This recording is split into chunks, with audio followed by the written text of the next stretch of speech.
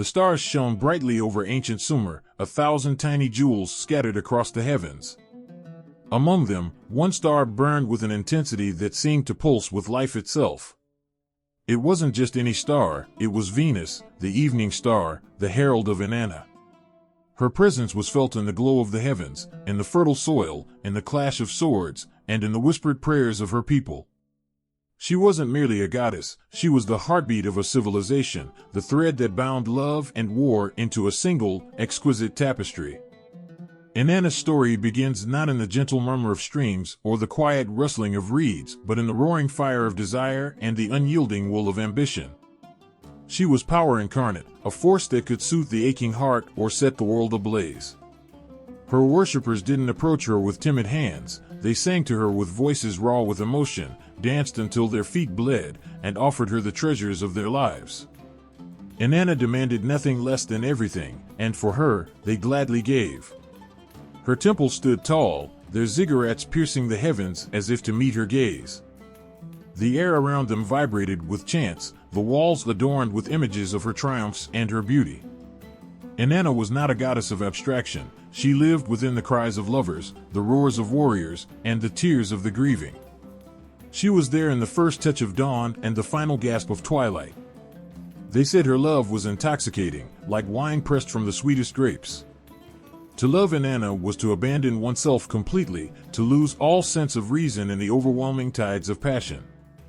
But her love was also dangerous, a fire that warmed, yes, but one that could scorch if not respected. Kings and peasants alike called her name in the throes of ecstasy and anguish, knowing she could lift them to the heavens or crush them beneath her feet. Her worship wasn't confined to quiet hymns and solemn rituals. It was alive, pulsating with energy. Her festivals were thunderous affairs where the boundaries between the divine and the mortal blurred. Drums echoed through the streets, feet stomped in rhythm, and hearts pounded with the frenzy of celebration. The sacred marriage ritual, a union between the goddess and her chosen consort, was the centerpiece of it all, a vivid, visceral act that promised fertility for the land and its people. Inanna was not just a goddess of love, she was the blade glinting in the sun, the war cry that sent shivers down spines. Her warriors prayed for her strength, her cunning, her unrelenting ferocity. She didn't merely bless their battles, she fought alongside them, her presence a storm sweeping across the battlefield. They believed her to be the reason their swords struck true, their shields held firm, and their courage never faltered. But Inanna was more than her domains, more than the sum of love and war. She was contradiction itself, a tender embrace and a ruthless conqueror. Her myths didn't paint her as flawless, they showed her ambition, her anger, her jealousy, her hunger for power. She was not a distant deity watching from above, she was visceral and real, a goddess who cried, laughed, and loved as fiercely as her people. The story of her descent into the underworld remains one of the most haunting tales of her legacy. When Inanna stepped into the realm of her sister Ereshkigal, she shed her power piece by piece, descending into darkness until she was left exposed, vulnerable, and ultimately struck down. Yet even in death, her defiance burned brightly. Her resurrection was not a triumphant return, but a stark reminder of the price of ambition, the fragility of life, and the cycle of renewal. The ancients believed that Inanna's every move rippled through their world. Her joy brought rains to nourish the fields, her wrath scorched the earth in drought. Farmers looked to her for bountiful harvests, and lovers prayed for her blessing in their unions. She wasn't just an idea, she was the pulse of existence itself, a living force that shaped the world as they knew it. The poets of Sumer immortalized her in their hymns, their words echoing across millennia. They sang of her beauty, her power, her insatiable curiosity, and her unyielding determination. Their voices rise again in whispers of clay tablets unearthed, bringing to light her stories that refuse to fade into the dust of history. Inanna's essence lingers, a presence that cannot be ignored or forgotten. She calls from the stars, her gaze unyielding, her allure undiminished. She reminds us that love is as fierce as war, that strength can be found in vulnerability, and that every act of creation carries within it the seeds of destruction. Her story twists and turns, unfurling like a river carving its path through the earth. And as her name echoes across time, it opens the way for the next chapter, a tale of sensuality, power, and the sacred union that defines the core of existence. Beneath a vast, unrelenting sun, the land stretched out in shimmering waves of heat, endless and silent. This was the cradle of civilization, where the earth held secrets older than time, where rivers shaped the destiny of humanity. The Euphrates and the Tigris, two mighty serpents of water, twisted through the arid plains, breathing life into the soil. Along their banks, humanity took its first bold steps toward greatness. Here, in this unforgiving landscape, something miraculous happened. People began to gather, not just in scattered tribes or fleeting camps, but in places that would pulse with life and ambition. These were not mere villages, they were the first city-states, the birthplaces of dreams, rivalries, and gods. Uruk, Lagash, Eridu, and others rose from the dust like whispered prayers answered by the heavens. Walls were built to protect their treasures, temples to honor their deities, and streets where the lifeblood of their communities flowed. Sumer was more than a place, it was an idea, a force that redefined what it meant to be human. The people here weren't content with survival. They reached for something higher, something eternal. They carved their stories into wet clay, preserving their thoughts, fears, and triumphs for all time. They gazed at the skies, searching for patterns in the stars, believing the heavens held answers to questions they could barely articulate. In this land, gods walked among men. Or so it seemed. Every aspect of life pulsed with divine energy.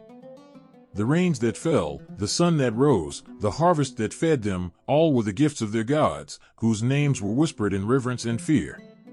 Each city had its protector, its guardian spirit. Inanna was among them, radiant and unyielding, but she was not alone. Anu, Enlil, and Enki shared the heavens with her, shaping the fate of their people in ways both kind and cruel. The ziggurats towered above the flat plains, their steps ascending toward the heavens. These monumental structures weren't just buildings, they were bridges between the mortal and the divine. Within their sacred chambers, priests and priestesses communed with forces greater than themselves, seeking guidance, offering sacrifices, and maintaining the fragile balance between chaos and order. Life in Sumer wasn't easy. The rivers that gave so much could also take everything away in a heartbeat. Floods swept through the lands with an anger that felt almost personal, while droughts turned fertile fields into lifeless dust. The people of Sumer learned to tame these wild forces, digging canals, building levees, and turning the chaos of nature into the ordered beauty of agriculture.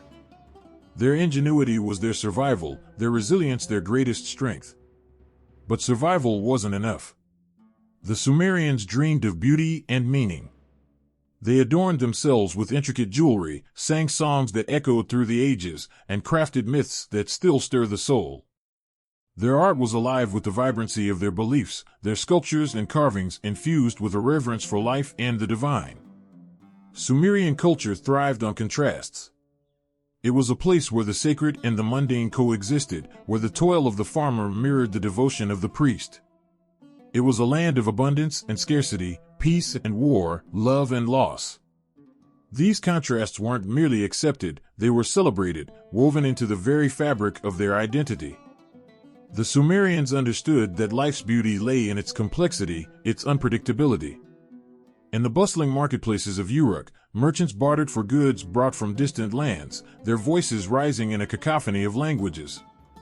Farmers brought their harvests, craftsmen displayed their wares, and scribes meticulously recorded every transaction on clay tablets. These tablets weren't just records, they were the heartbeat of a civilization, a testament to the Sumerians' need to understand, organize, and preserve. As the sun set over the plains, casting long shadows across the land, the Sumerians would gather to honor their gods. Fires burned brightly, their light flickering against the walls of the temples. The air was thick with the scent of offerings, burnt incense, fresh bread, and the occasional sacrifice. Songs rose into the night, carried by voices filled with both hope and fear. They believed their devotion kept the universe in balance, that their prayers ensured the rivers would flow, the crops would grow, and the stars would continue their eternal dance. The people of Sumer lived with a sense of urgency, as if they knew they were building something that would outlast them, something that would echo across time. They weren't just building cities, they were crafting the foundation of human civilization. Their innovations in writing, law, mathematics, and astronomy weren't just advances, they were acts of faith, gifts to the future, a way of ensuring their legacy would endure. And endure it has. Thousands of years later, the dust of Sumer still carries whispers of their lives. The clay tablets, the ruins of their temples, the shards of their pottery, they speak of a people who dared to dream, who reached beyond the limits of their world and touched the divine. But the story of Sumer is far from over. As the ziggurats rose higher and the myths grew richer, the gods watched. And among them, Inanna began to stir, her gaze turning toward a world that was still learning what it meant to worship, to love, to fight, and to rise above. The wind carried whispers of ancient voices, their echoes weaving through the air like a melody half forgotten. These voices were not of mortals but of gods, beings who shaped the world with their power, their will, and their passions. In the silence between the notes, the gods lingered, their presence as real as the earth beneath one's feet and as vast as the sky above. Among them, some names were spoken in awe, others in fear, and one in reverence edged with trembling desire, Inanna. The Sumerian pantheon was a vast, intricate web of divine relationships and forces, a mirror of human experience amplified to cosmic proportions. At its head stood Anu, the ancient sky god, whose dominion stretched over the heavens. His authority was absolute, yet distant, like the stars that glittered in the night, cold, eternal, and untouchable. He watched from on high, an unyielding presence that rarely descended to the mortal plane. Then there was Enlil, lord of the winds and the breath of life itself. His power was immediate, undeniable, like a storm that could destroy or a gentle breeze that cooled the face of a weary traveler. Enlil's temper was unpredictable, his blessings hard-won. To defy him was to court disaster, for his wrath could turn fertile fields into barren wastelands. Enki, the wise and cunning god of water and wisdom, moved with the fluid grace of his element. He was the keeper of secrets, the solver of riddles, the one who brought balance when chaos threatened.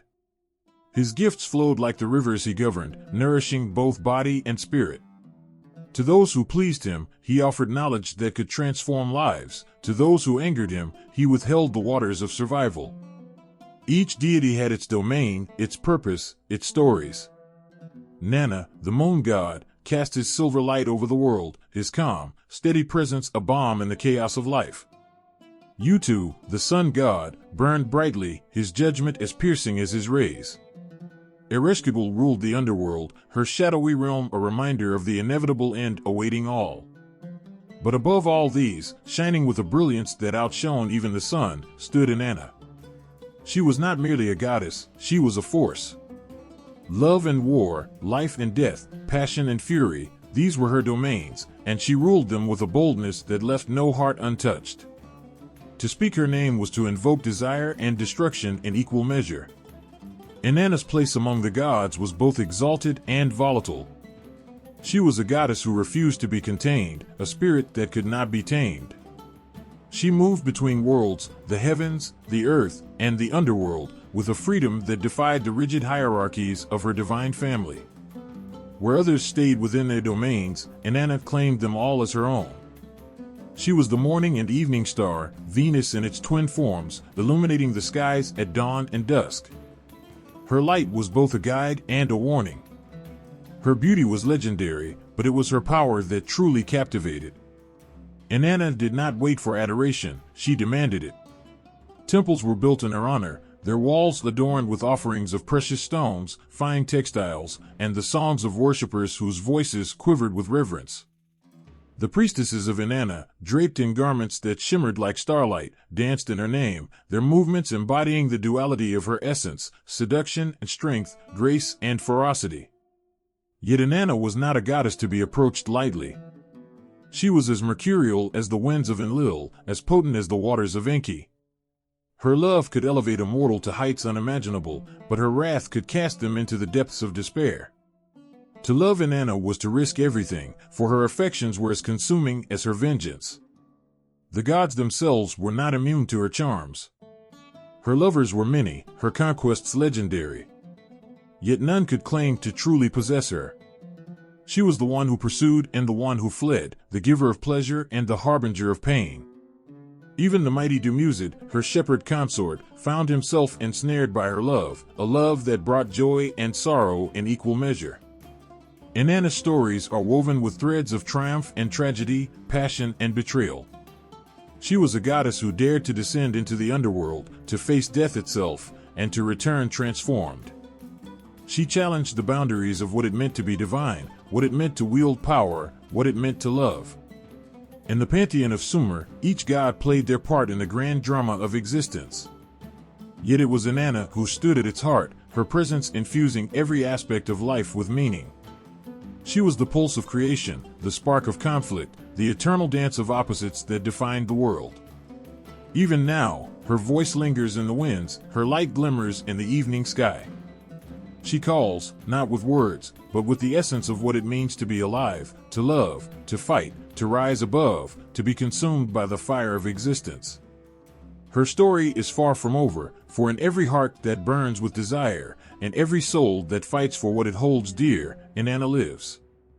The heavens shivered, and the earth held its breath. From the primordial silence, a name began to form, echoing across time and space, a name that would soon command both love and terror. Inanna. Her essence was not born in the way of mortals, with cries and frailty, but emerged fully formed, powerful, and radiant. Her birth was not a beginning but a declaration. The cosmos itself seemed to bend in reverence, for this was no ordinary goddess. She was fire wrapped in silk, a storm cloaked in beauty. From the divine bloodlines of the Sumerian gods, Inanna's origins were rooted in the stars. She was a daughter of Nanna, the moon god, whose silver beams painted the night with mystery and calm. Her mother, Ningal, was the embodiment of wisdom and grace, the quiet strength behind Nanna's luminous glow. Inanna inherited her mother's resolve, but burned with her father's brilliance, a light not meant to comfort but to challenge, to inspire, to consume. Yet her spirit seemed to surpass even the majesty of her lineage. She carried within her a force that was both ancient and untamed, a spark that defied the rules of gods and mortals alike. The elders whispered that she had inherited not just her parents' traits, but something older, something primordial. She was a manifestation of chaos and order, a goddess who could ignite the stars and darken the sun. Her birth was heralded by phenomena that defied explanation. The Euphrates rose and fell in rhythm, as though singing her arrival. The winds shifted, carrying scents of flowers that bloomed out of season. Even the heavens seemed to pause, their constellations aligning in patterns no scribe could decipher. It was said that when her first cry rang out, it wasn't a sound but a wave of energy, rippling through the world like the beat of a drum.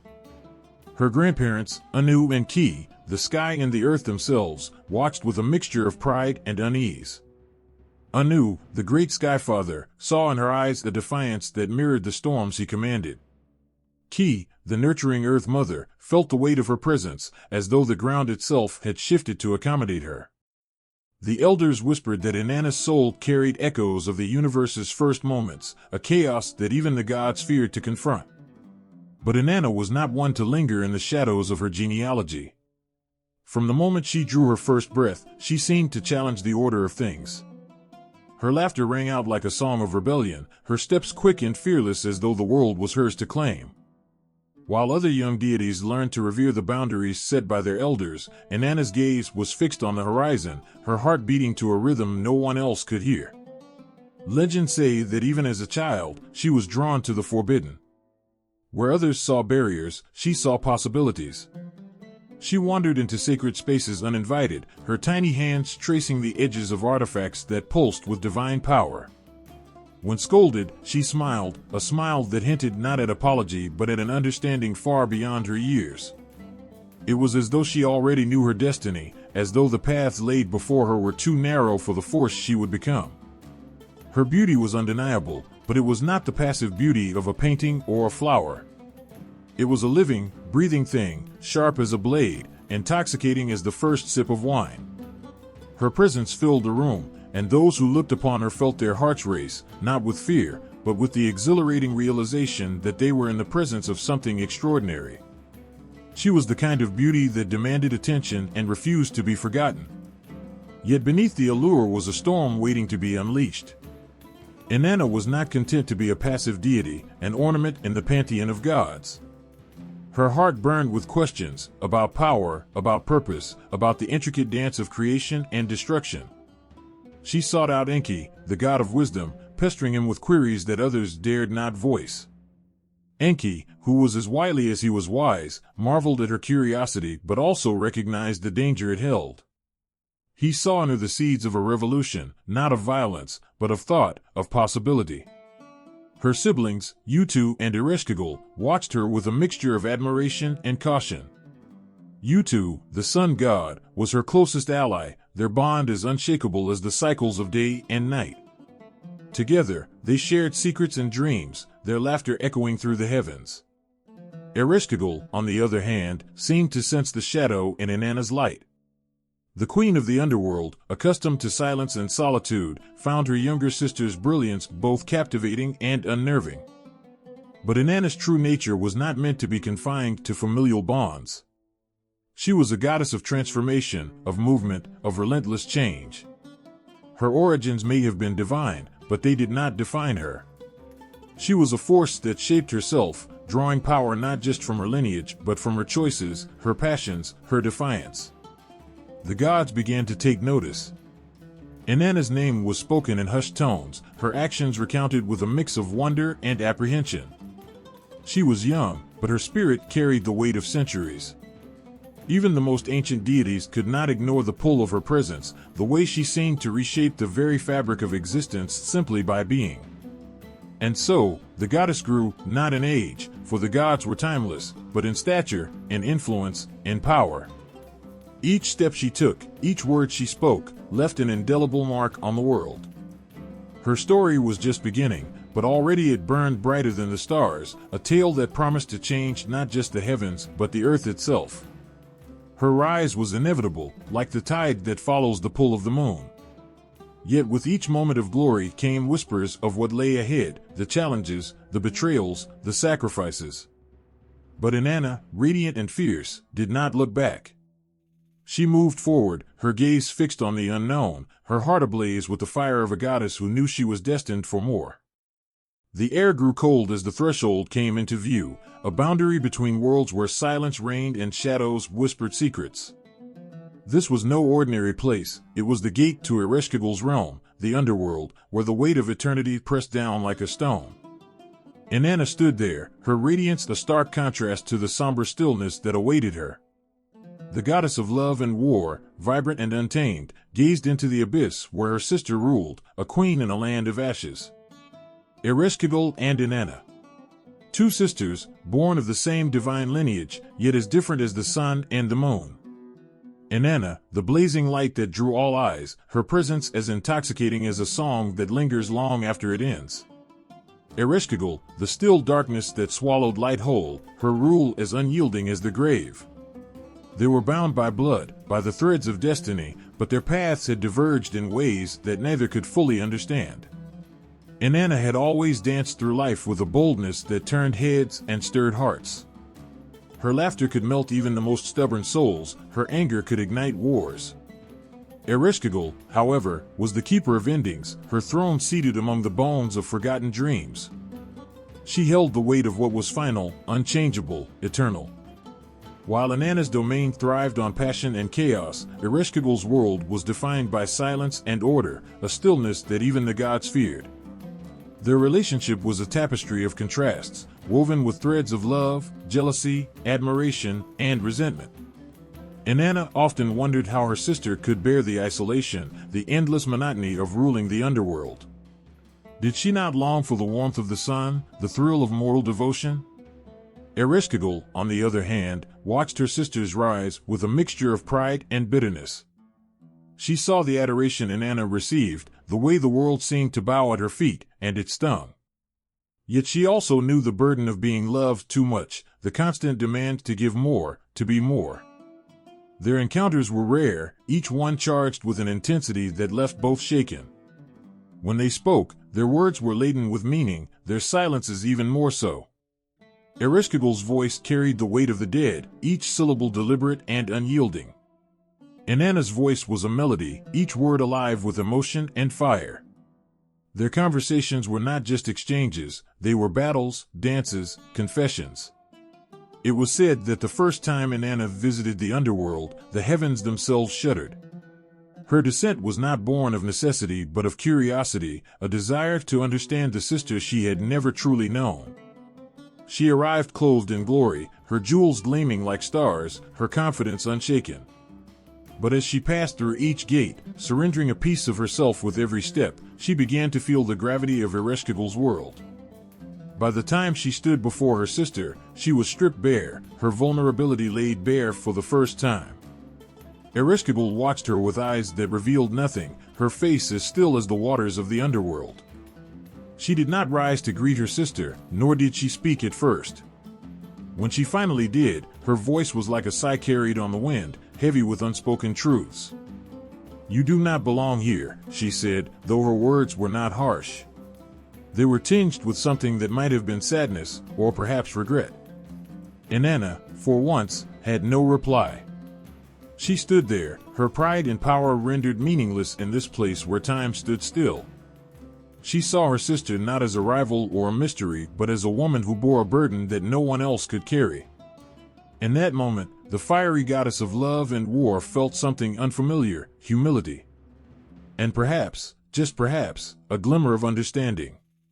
But their bond was not built on peaceful moments. It was forged in tension and clashes that left scars on their hearts. Ereshkigal's role as the keeper of endings often put her at odds with Inanna's desire for life, for creation, for endless motion. When Inanna sought to challenge the rules of existence, it was Ereshkigal who reminded her of their limits. When Ereshkigal's silence became too oppressive, it was Inanna who dared to break it, her voice a spark in the darkness. They were sisters, after all. They loved each other in the way only siblings could, with an intensity that could both heal and wound. Ereshkigal's stoicism hid a fierce protectiveness, a quiet pride in the sister who dared to defy the world. Inanna's flamboyance masked a deep respect for the sister who held the universe's most difficult truths.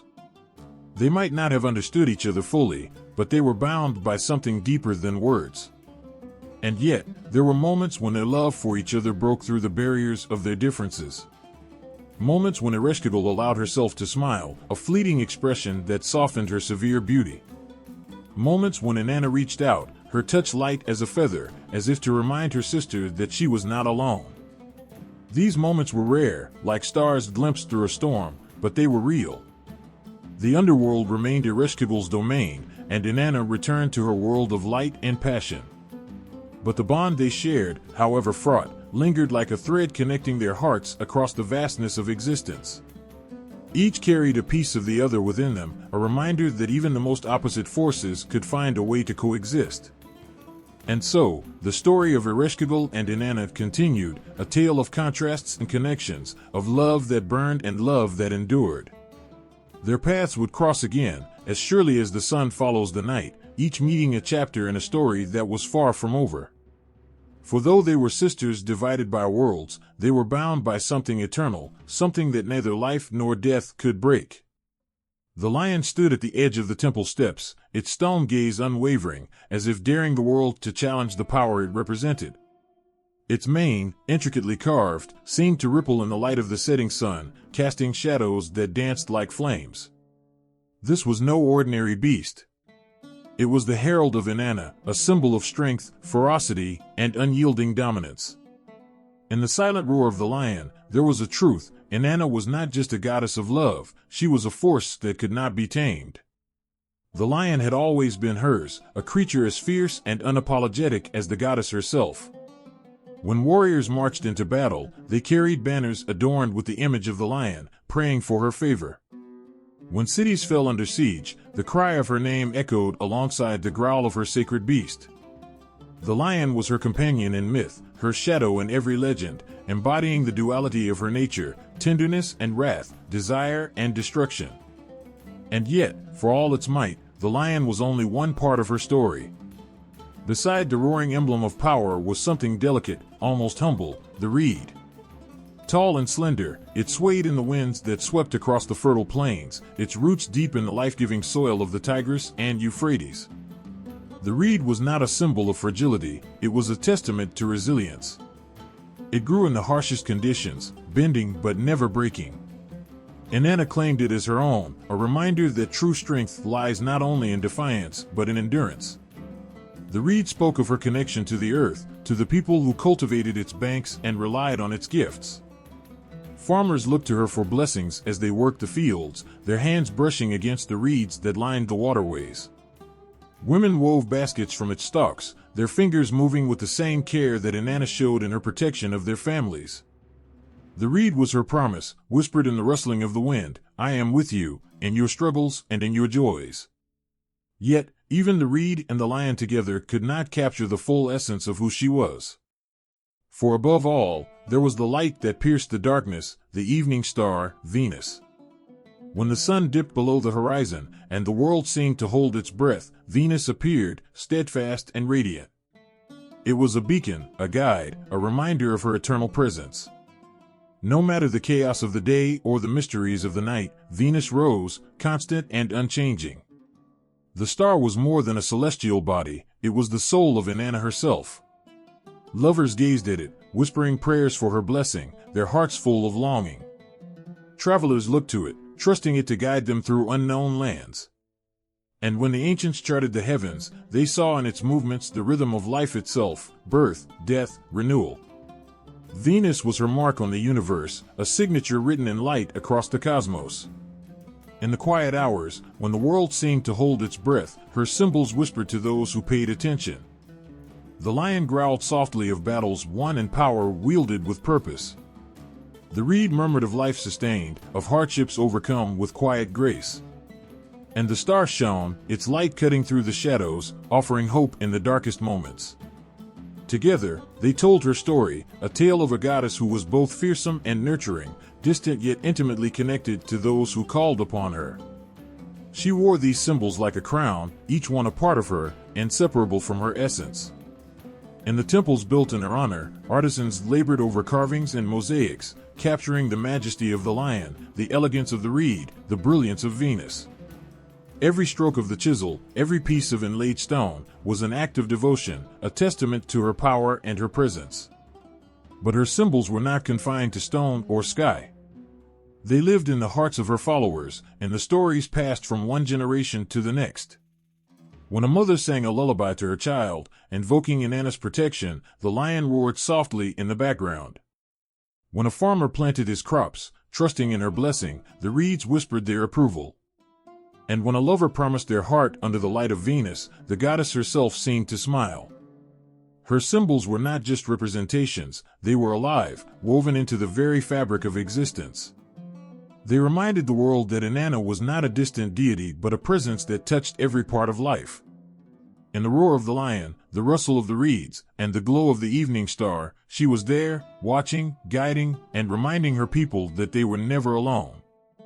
And so, as the lion kept its silent vigil, as the reeds swayed gently in the evening breeze, and as Venus rose once more in the twilight sky, her story continued.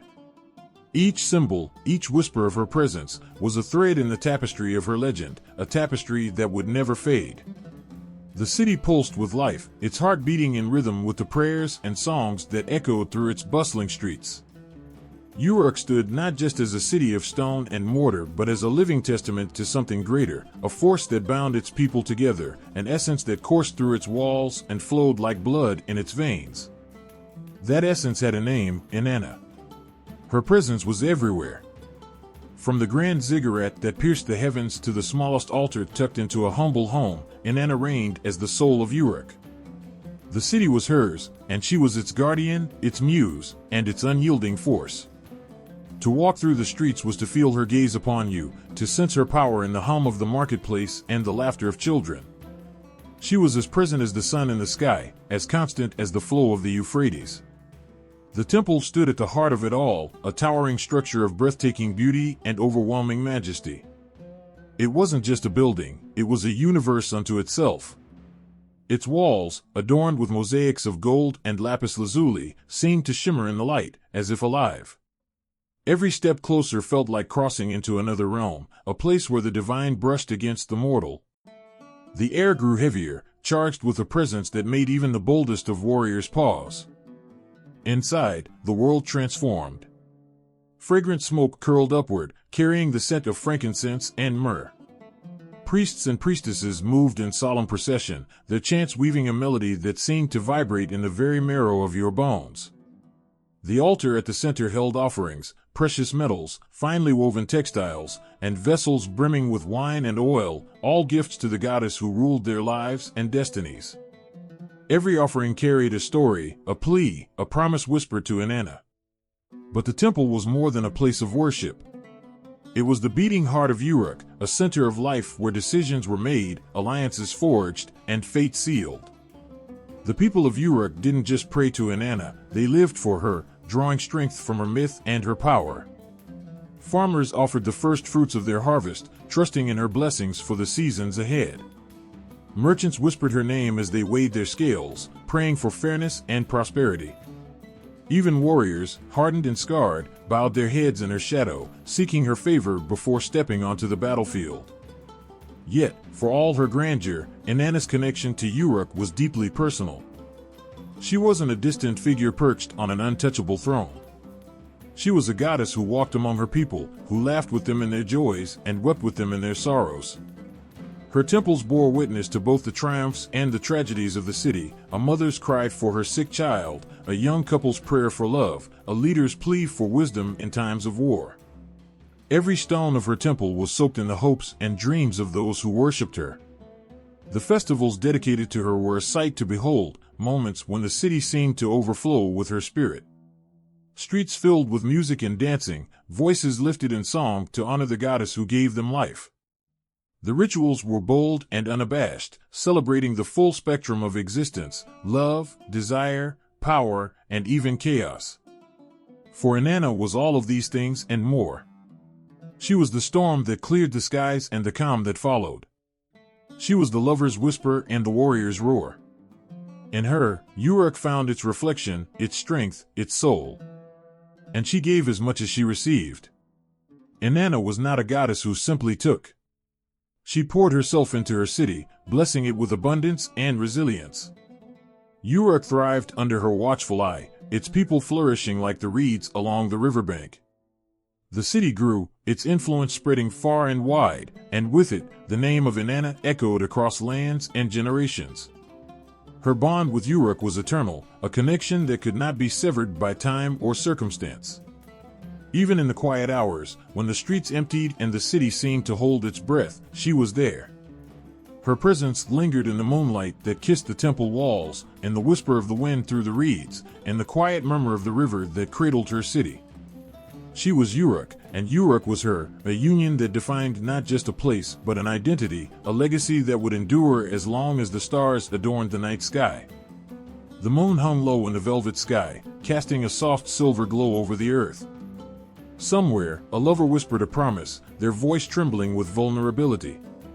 A petal fell from a flower, carried by the breeze, as if the universe itself conspired to honor the moment. In the heart of it all, unseen but unmistakably present, was Inanna. She was the spark that ignited the first glance across a crowded room. The ache in a poet's chest as they sought the perfect words for a love too vast to contain. The fire that burned in the hearts of those daring enough to give themselves fully to another. Love wasn't just an emotion, it was a force, untamed and consuming, and Inanna was its sovereign. Inanna's beauty was not confined to her physical form, though legends say it was unparalleled. Her beauty was the allure of the unknown, the magnetic pull that drew people closer even when they knew it might undo them. She was the shimmer of the morning star, Venus, hanging like a jewel in the sky. She was the wildflower blooming against all odds, the soft blush of dawn after a long night.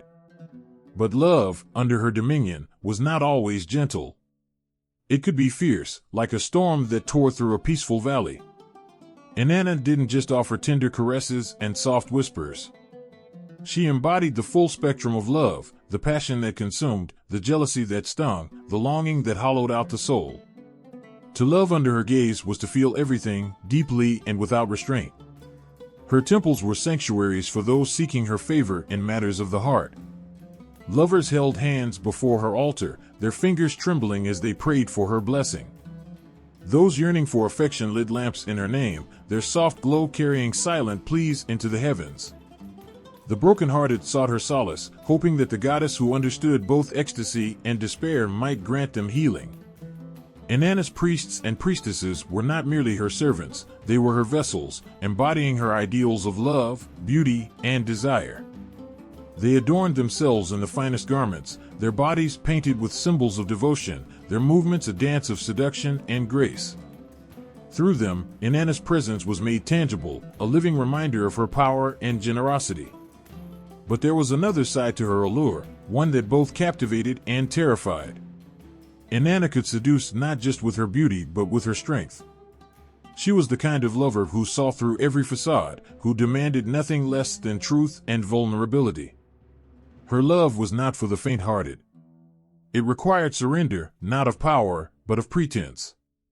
She stripped away masks, leaving only raw, unguarded humanity in her wake.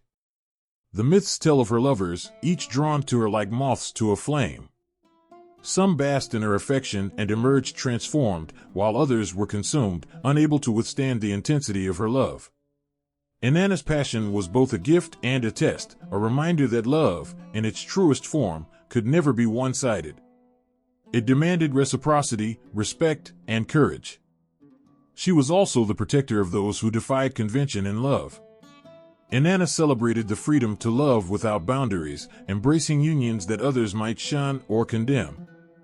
Her domain was not limited to one kind of love, it was vast, encompassing every shade and nuance of human connection. She was the guardian of those brave enough to follow their hearts, no matter the cost. Inanna's relationship with beauty was equally profound. To her, beauty was not merely aesthetic, it was power. A single glance from her could command armies, a soft word could sway the mightiest kings. She understood the weight of her allure and wielded it with precision. But her beauty was not just for herself, it was a gift she shared with the world. She inspired poets to write, artists to create, and lovers to cherish one another. Under her influence, beauty was not confined to what could be seen. It was in the rhythm of a heartbeat, the timbre of a voice, the tenderness of a touch. Inanna reminded her followers that true beauty was found in connection, in the way two souls could come together and create something greater than themselves. Her presence lingered in every kiss, every whispered promise, every tear shed in the name of love. She was the courage to say I love you and the strength to let go when love turned to pain. She was the bittersweet ache of longing and the indescribable joy of finding oneself reflected in another's eyes. Inanna's essence lived in the moments that took your breath away, the first time you realized you were loved, the way your heart raced when you thought of someone special, the quiet contentment of simply being with someone who understood you. She was the goddess of love, yes, but more than that, she was the force that made life worth living. The air was thick with the scent of burning incense, a heady mixture of cedar and myrrh, as the temple hummed with anticipation. A soft murmur filled the space, like the whisper of leaves in the wind. The earth seemed to hold its breath as two figures stood at the center of the sacred space, their gazes locked, their presence commanding every soul in the room. This was not just a union, it was creation itself, a merging of divine energies that would ripple through the heavens and the earth. Inanna, luminous and fierce, stood draped in garments that shimmered like liquid gold. Her crown sparkled, a testament to her dominion over both love and war. Her eyes held an intensity that could bend even the most unyielding of wills. Across from her was Dumuzi, the shepherd king, his presence grounded yet filled with an undeniable magnetism. He was the life-bringer, the fertile force of the earth, and his every movement resonated with quiet strength. Together, they embodied the balance of all things, the fire of passion and the steady pulse of life.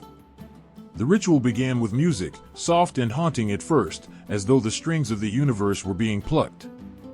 The melody grew, swelling into a symphony that seemed to call forth the very gods themselves. Every note, every beat, was an invocation, a reminder that this union was not merely for them but for all of creation. It was the bond that would ensure the fertility of the land, the bounty of the harvest, and the continuity of life. Inanna's voice broke through the music, clear and commanding. Her words were not mere speech, they were declarations of power and devotion. She called out to Dumuzi, praising him as the shepherd of her heart, the keeper of her fields. Her voice carried the weight of centuries, of every lover who had ever whispered their devotion under the watchful gaze of the stars. Dumuzi stepped forward, his voice deep and resonant. He spoke of her beauty, her strength, her unmatched brilliance. He compared her to the morning star, to the rain that nourishes the earth, to the fire that cannot be quenched. His words were not rehearsed, they came from a place so raw, so vulnerable, that they left no room for doubt. He was hers, as she was his, and in that moment, nothing else mattered. The high priestess moved between them, her hands raised in supplication. She recited the ancient verses, her voice trembling with the power they held. These were not just words, they were invocations, binding the divine to the earthly, the heavenly to the mortal. As she spoke, the energy in the room shifted, growing heavier, more electric. It was as if the walls themselves vibrated with the force of what was unfolding. Inanna and Dumuzi began a slow, deliberate dance, their movements mirroring the rhythm of the music. It was not a dance of steps, but of energies, a weaving of their essences into a single, unified force. Her hands brushed against his, and the air seemed to crackle. His touch on her waist was both tender and possessive, a silent promise of devotion. They moved as though they were the only two beings in existence, and yet, everyone watching felt as though they were part of something greater than themselves. The crowd, though silent, was not merely an audience, they were participants, their collective breath and heartbeat adding to the ritual's potency. Every pair of eyes was fixed on the couple, every soul resonating with the love, the passion, and the sacredness that filled the space. Tears fell unbidden from some, not from sadness, but from the overwhelming beauty of witnessing something so pure, so divine. As the ritual reached its peak, the priestess held up a chalice filled with the nectar of life. Inanna took it first, her hand steady, her lips brushing the rim as though she were tasting eternity. She passed it to Dumuzi, their fingers lingering in a touch that spoke of promises unspoken but understood. He drank deeply, his gaze never leaving hers, as though he were drawing strength from her essence. The final act was one of union, not just of bodies but of spirits. The high priestess placed her hands on theirs, guiding them as they intertwined their fingers. It was a gesture so simple, yet it held the weight of the world. In that moment, they were not just Inanna and Dumuzi, they were the sun and the moon, the earth and the sky, the eternal dance of creation itself. And as their lips met, the world seemed to pause. It was a kiss that transcended the physical, a merging of energies so profound that it felt as though the universe itself shuddered. The music swelled, the incense burned brighter, and for a brief, shining moment, everything felt in perfect harmony. The crowd erupted in celebration, their voices rising like a wave. But Inanna and Dumuzi stood still, their foreheads touching, their breaths mingling. In that quiet space, they were not gods or symbols, they were simply two souls who had found each other, who had chosen each other, against all odds. Outside the temple, the first rays of dawn broke over the horizon, bathing the city in golden light. It was a new day, a new beginning, blessed by the union of the goddess and her shepherd. The fields would flourish, the rivers would flow, and life would continue, nourished by the sacred bond forged that night. The moon hung low in the sky, casting a silvery glow over the ancient city of Uruk. The streets, quiet now, had once echoed with the sounds of devotion. It was here, in the heart of Sumer, that the sacred hymns were born, songs so rich with passion, they blurred the line between the divine and the earthly. Inanna, radiant and untouchable, was the inspiration for these sacred words. Her beauty, her power, her grace, everything about her demanded to be worshipped. Her devotees did not merely honor her with ritual, they poured their hearts into poetry, transforming their love into something eternal. The hymns began softly, like the whisper of silk against skin. They spoke of her allure, the way her presence could captivate the hearts of kings and commoners alike. These weren't just words, they were pleas, longing, worship. Each line was a prayer, each verse an offering.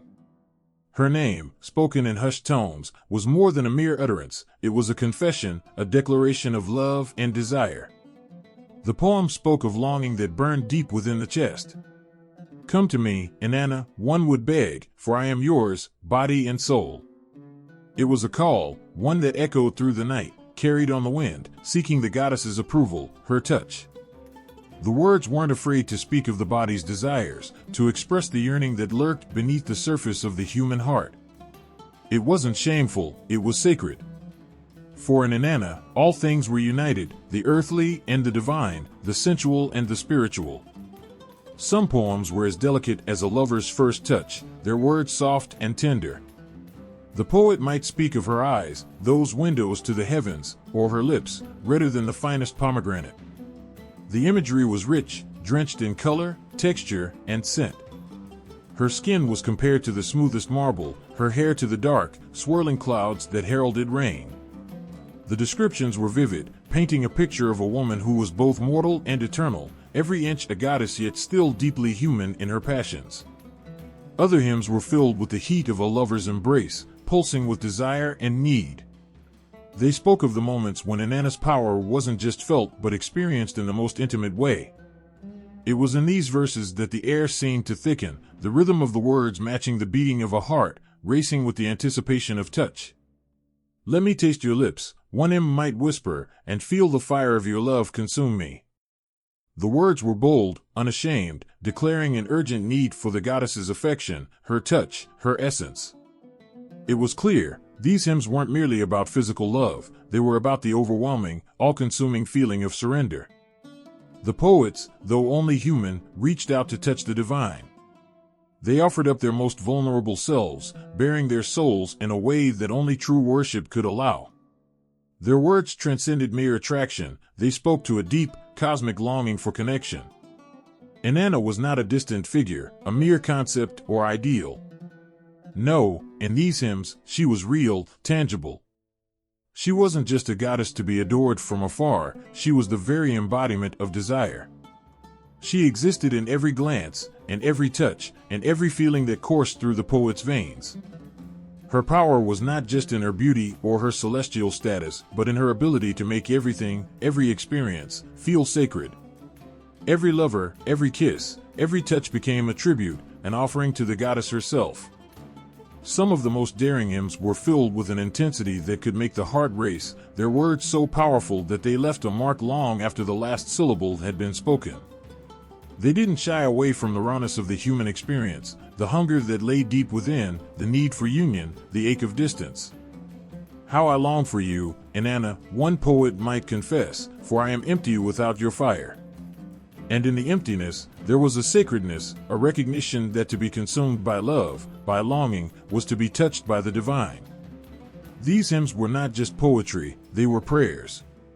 They were an offering of the deepest parts of the soul, a call to the goddess to descend from the heavens and meet them in their vulnerability. For to touch the divine was to experience love in its purest, most overwhelming form.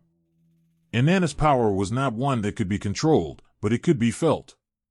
And in that feeling, whether it was the delicate, gentle love of a first kiss or the fire of a lover's passionate embrace, the poet was transformed. They were no longer just human, they became a part of something greater, something timeless. But even in the most passionate verses, there was always a hint of something deeper, a recognition that this was not just about the physical. The poems were as much about the heart and soul as they were about the body. Inanna was not merely a figure of desire, she was a symbol of the love that transcended the boundaries of the mortal world. The hymns were not just an invitation to her bed, they were a call to be touched by the divine, to become one with the earth, the heavens, and everything in between. The rhythm of the words matched the pulse of life itself.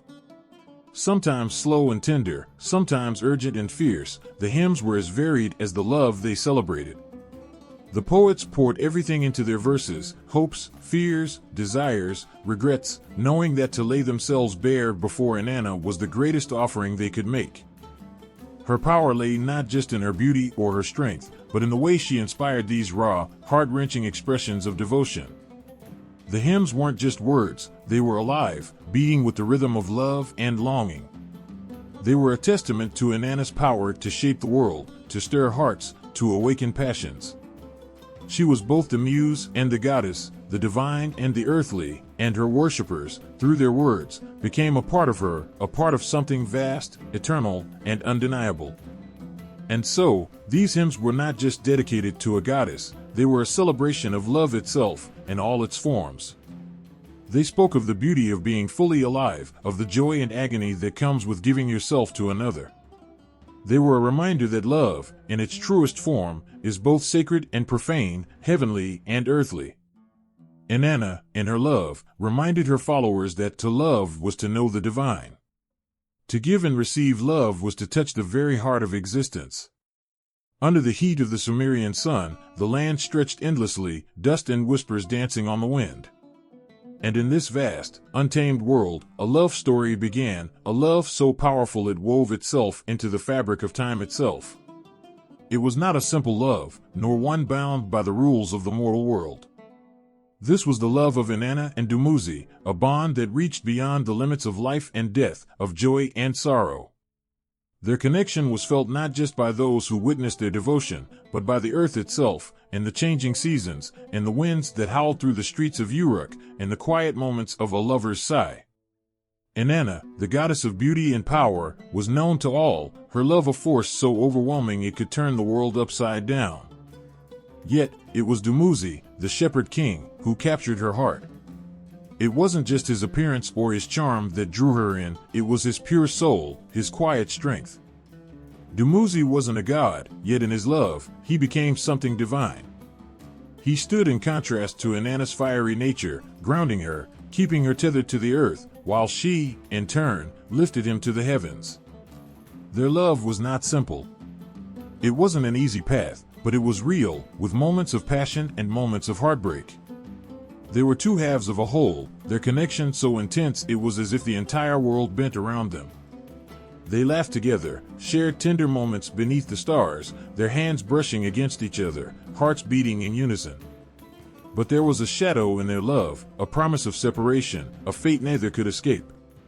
Inanna, who ruled over the heavens and the earth, would eventually descend to the underworld. And with her descent, she left behind a void, a silence that echoed in the hearts of all who loved her. But Dumuzi, her beloved, was not one to be left behind. He loved her with everything he had, his body, his soul, his very breath. And so, he followed her, into the dark, into the depths of the unknown, a journey that would test the limits of his devotion. The myth of Inanna's descent into the underworld is one of tragedy and longing, but also of eternal love.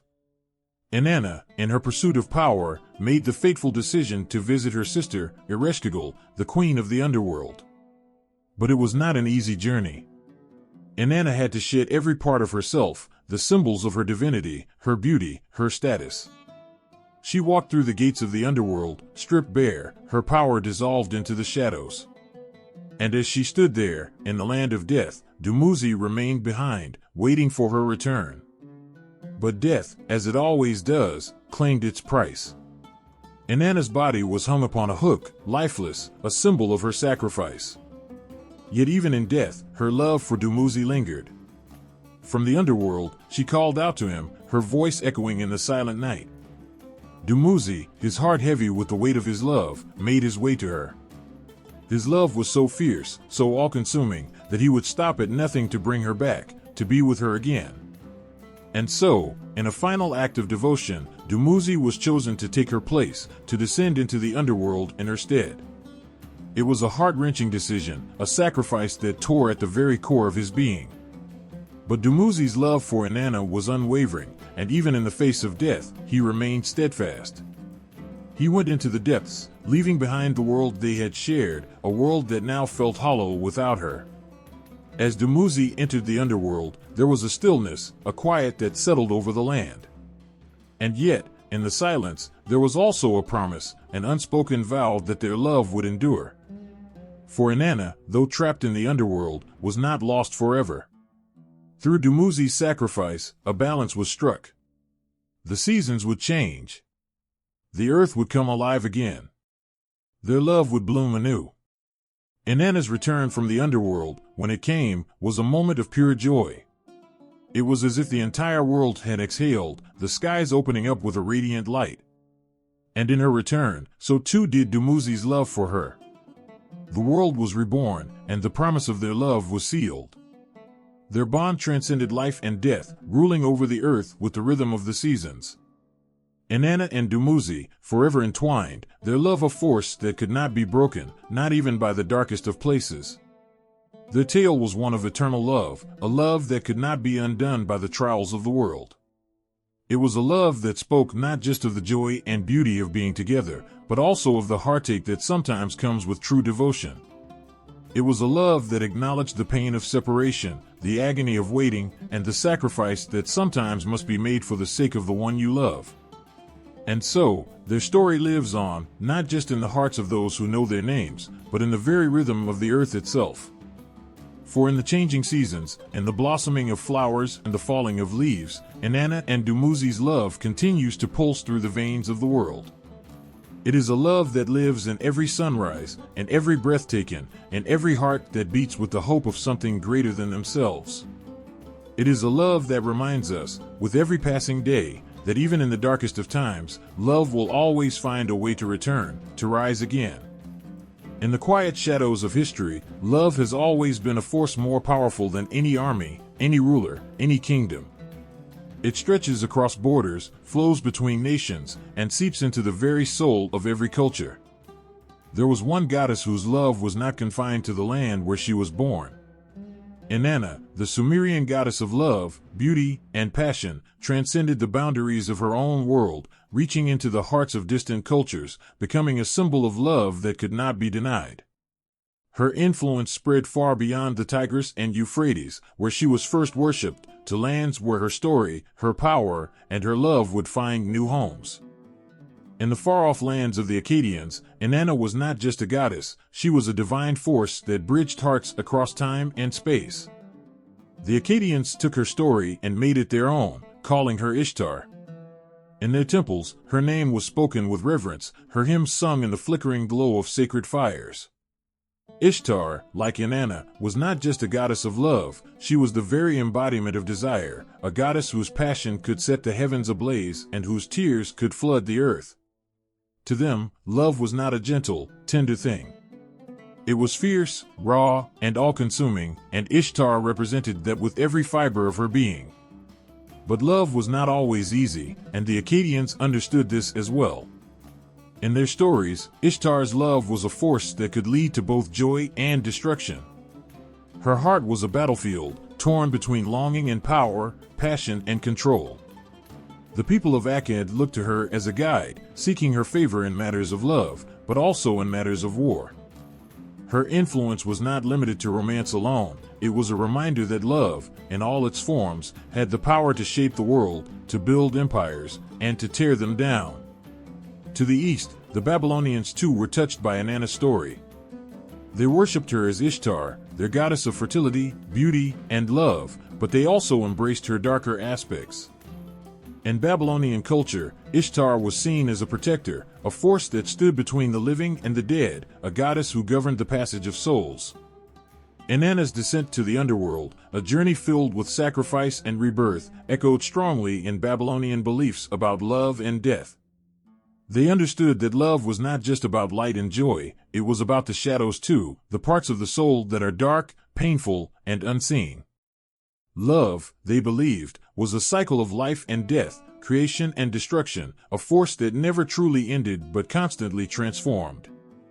As the centuries passed, Inanna's influence spread even further.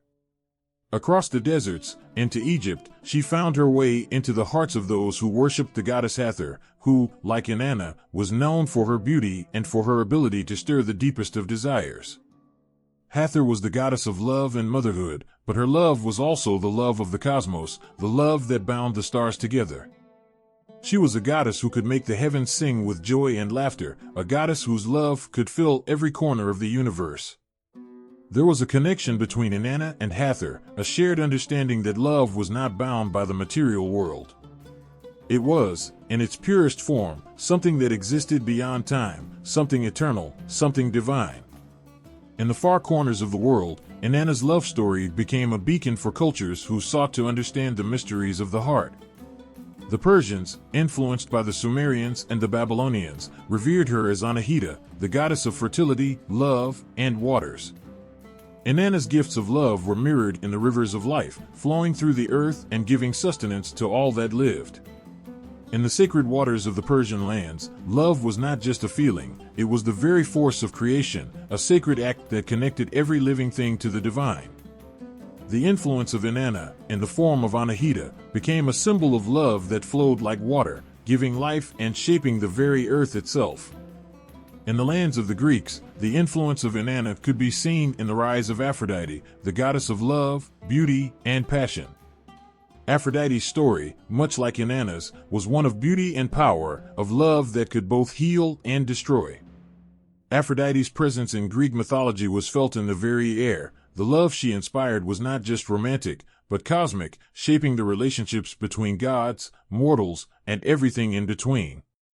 Inanna's essence lingered in Aphrodite's laughter, in her love affairs, in the way she could stir desire with just a glance.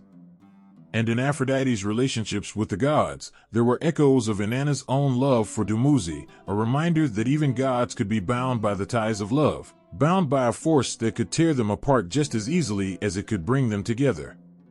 From the sands of the Egyptian desert to the green hills of Greece, from the Fertile Crescent to the far-reaching lands of Persia, Inanna's love was felt. It wasn't just a goddess's influence, it was a reminder that love could shape empires, change lives, and burn through the hearts of those who dared to embrace it. It was a force that transcended borders, a flame that could not be extinguished by distance or time. It was a reminder that love, in its many forms, was not something we control, but something that controlled us.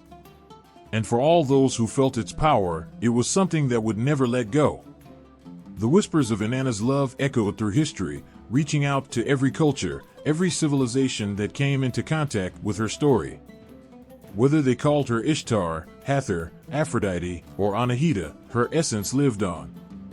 And in the hearts of those who believed in her, love was not just a fleeting emotion, it was a force beyond comprehension, a bond that united all people, all cultures, and a shared experience of passion, desire, and eternal connection. Love, as Inanna showed them, was a language spoken by all, and it was through this language that the world would continue to turn, forever bound by the love she gave to every soul. The battlefield was silent, but it trembled with the weight of something unseen. The air grew heavy, charged with an energy that seemed to pulsate through the veins of every warrior standing in its grasp. Fear mingled with awe as the horizon burned red with the setting sun, a blood-stained canvas for what was to come. And in that moment, she appeared, not as a fleeting shadow, but as a force so radiant, so fierce, that it felt as though the earth itself knelt before her. Inanna stood tall, her eyes burning brighter than any fire, her armor gleaming like the first rays of dawn piercing through a storm. She was no mere goddess of love. She was the storm, the unyielding fury of 1,000 hearts shattered and reforged into steel. Her steps were not gentle, they thundered with the promise of reckoning. In her hands, she carried weapons that seemed to hum with a life of their own, forged not of mortal metal but of defiance and power. The warriors who had prayed for victory knew they were in the presence of something beyond their comprehension. She was not here to grant mercy, she was here to revel in the chaos, to show them that even in the midst of death, there was beauty and strength, and courage, and the unrelenting will to survive. She walked among them, her presence like a beacon that both inspired and terrified. Her voice, when it came, was not soft or soothing, it was a battle cry, a call to arms that sent chills down spines and set hearts ablaze. Her name was whispered in awe and fear across the lands. Inanna, the goddess of war, was no distant deity sitting in her celestial throne. She walked the earth, fought alongside her chosen, and demanded nothing less than absolute dedication. Her gaze saw through the bravest of warriors, stripping them of their pride, their doubts, their fears, until only their raw essence remained. To stand in her presence was to be laid bare, to confront the truth of one's own strength, or lack of it. Inanna was not a goddess who fought for the sake of fighting. Her wars were not waged without reason. She fought for honor, for justice, for the preservation of what was hers. And yet, there was a wildness in her, a primal force that reveled in the dance of swords and the clash of shields. Her battles were not just physical, they were battles of the spirit, of the heart. She challenged her warriors not only to wield their weapons, but to wield their will, to become more than they were, to rise above fear and doubt and claim their place in the annals of history. When Inanna went to war, the heavens themselves seemed to tremble. Thunder rolled across the skies as if heralding her approach, and lightning illuminated the battlefield, casting her in an otherworldly glow. She moved like a tempest, her weapons striking with precision and power, her movements a blur of grace and ferocity. Her enemies fell before her, not because she was invincible, but because she was unstoppable.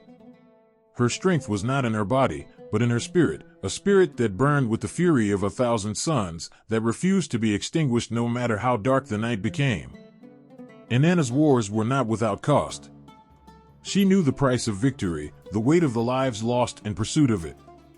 But she also knew that some things were worth fighting for. Her tears, when they fell, were not a sign of weakness, but of the profound depth of her understanding. She mourned for the fallen, for the pain and suffering that war brought, but she never let it break her. Instead, she carried that pain with her, turning it into a source of strength, a reminder of why she fought and what she fought for.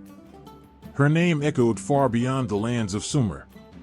In neighboring regions, she was invoked by warriors who sought her favor, by leaders who prayed for her guidance. They knew that to call upon Inanna was to invite her fire, her ferocity, her unyielding will. She was not a goddess to be taken lightly, and those who dared to invoke her name did so with both reverence and fear. Inanna was a paradox, a goddess of love who was also a goddess of war, a bringer of life who was also a harbinger of death. She showed the world that these forces were not opposites, but two sides of the same coin. Love could inspire acts of unparalleled bravery, and war could reveal the depths of the human spirit. Through her, they learned that to fight was not to destroy, but to create a future, a legacy, a world worth living in. And as the smoke cleared and the battlefield grew quiet once more, her presence lingered, a reminder of what had transpired. The survivors looked to the horizon, where the sun began to rise, its light painting the world in hues of gold and crimson. They knew that Inanna's work was not done, that her battles would continue, not just on the fields of war, but in the hearts of all who dared to fight for what they believed in. In the distance, the faint sound of drums began to echo, a rhythmic beat that seemed to call out to the spirit of every warrior. It was not the end, it was the beginning. For where there was conflict, where there was struggle, where there was a fight worth fighting, Inanna would be there. Her presence was a promise, a challenge, and an unbreakable bond with all who sought to carry her spirit into the fray. The air was thick with tension, a silence so sharp it seemed to cut through the faint whispers of the wind. A single heartbeat echoed in the void, steady and resolute, until it was joined by another, then another, until the rhythm surged like a war drum pounding against the sky. The battlefield lay waiting, a canvas of dust and blood, as shadows stretched long and restless over the land. Somewhere beyond the horizon, a storm gathered strength, a storm named Inanna. Her voice tore through the silence first, not a sound, but a command that surged through the veins of her chosen. It was not a plea, not a rallying cry, but a demand that could not be ignored. Victory was not an option, it was her will. And when Inanna willed something, not even the gods dared to stand in her way. She arrived not on a chariot of gold, not as some untouchable celestial being, but as a force made flesh. Her hair, wild like the mane of a lion, caught the light of the dying sun, and her eyes, sharp as the edge of a blade, seemed to pierce through the souls of those who dared meet her gaze. In one hand, she carried a spear, its tip glistening as if it had already tasted the blood of her enemies. In the other, she held the scales of justice, a silent promise of retribution. Inanna's battles were never just about the clash of swords or the spilling of blood. They were battles of the spirit, struggles for truth, for honor, for a balance that had been shattered. When kings betrayed their people, when greed poisoned the hearts of rulers, or when justice was drowned in rivers of lies, Inanna rose. She was not bound by moral codes or the fragile rules of men. Her justice was fierce, swift, and absolute. There is a tale of a king who defied her, a ruler who believed his power was untouchable, that no goddess, no divine force, could shake his throne. His lands were vast, his armies endless, and his arrogance boundless. But Inanna's fury was not swayed by numbers or walls of stone. She came to him in the dead of night, her presence filling his grand hall with a suffocating weight. Her voice, low and steady, carried a warning, one last chance to choose justice over pride. He laughed, mocking the goddess of love and war, thinking her threats empty. When morning came, his lands were no longer his. The rivers ran red, the skies wept ash, and the ground trembled beneath the footsteps of her vengeance. It wasn't just destruction, it was a reckoning. She dismantled not only his kingdom, but the very idea of his invincibility. His name was erased from history, his legacy swept away like dust in the wind. Inanna's victory was complete, her vengeance absolute. Her myths tell of moments when her wrath burned hottest, when betrayal struck closest to her heart. There was the time she fought to reclaim her sacred temple, defiled and taken by those who sought to diminish her power. They thought her absence meant weakness, that her silence was a surrender. But Inanna does not surrender. She watches, she waits, and when the time is right, she strikes with a ferocity that leaves nothing standing in her wake. The temple, once darkened by the stain of their greed, was reborn in light and flame. Her followers returned, their faith unshaken, their devotion stronger than ever. Inanna stood among them, not as a distant deity, but as a warrior who had fought alongside them, bled for them, and claimed victory for them. There were times, too, when her battles weren't waged against armies, but against the gods themselves. In one tale, a rival deity sought to strip her of her power, believing that the goddess of love had no place on the battlefield. He underestimated her, mistaking her beauty for fragility, her grace for submission. Their clash was not one of words, but of wills, a storm of divine energy that shook the heavens and the earth. When the dust settled, it was Inanna who stood victorious, her rival cast down, his arrogance shattered. She had proven, once and for all, that love and war were not opposites, they were two sides of her unbreakable spirit. But her victories were not always cold or calculated. Inanna knew the cost of vengeance, the weight of blood spilled in the name of justice. She bore it all, not with indifference, but with a heart that felt every loss, every sacrifice. Her tears fell not out of regret, but out of the profound understanding of what it meant to fight, to lose, and to rise again. And yet, for all her vengeance, there was always purpose. She never fought without cause, never destroyed without reason. Her battles were her way of restoring balance, of righting the wrongs that others dared to ignore. She carried the pain of the oppressed, the cries of the broken, and turned them into her strength. Every blow she struck, every victory she claimed, was a testament to her unwavering dedication to justice. The battlefield, once alive with chaos, grew still once more. The storm faded, leaving behind the echoes of her triumph. But this was not an end. Inanna's battles were never truly over, for as long as injustice lingered, as long as there were wrongs to be made right, she would rise again. Her spirit, fierce and unyielding, burned eternal, a flame that could never be extinguished. And even in the quiet, in the stillness of a world briefly at peace, there was a sense of anticipation. Her story was not done. It could never be done. The spear glinted in the fading light, its sharp edge kissed by the golden hues of the setting sun. It wasn't just a weapon, it was a proclamation, an extension of her unyielding will. Inanna's weapons were not mere tools of destruction, they were symbols, each carrying a piece of her essence, each imbued with purpose and power. They whispered of her strength, sang of her victories, and roared of her defiance against all who dared oppose her. Her most iconic weapon, the spear, was not forged in ordinary fires. Legends say it was born from the chaos of storms, its core imbued with the lightning's wrath and the heaven's fury. It was a weapon that demanded respect, one that could pierce through the strongest shields and crumble even the most fortified walls. Inanna wielded it with the grace of a dancer, her movements as fluid as a river yet as precise as a falcon striking its prey. Each thrust, each arc, was deliberate, a calculated promise of triumph. Her bow was equally revered, a masterpiece of craftsmanship, its string woven from threads of destiny. The arrows it unleashed were not just projectiles, they were the embodiment of her will, guided not by the hand, but by the heart.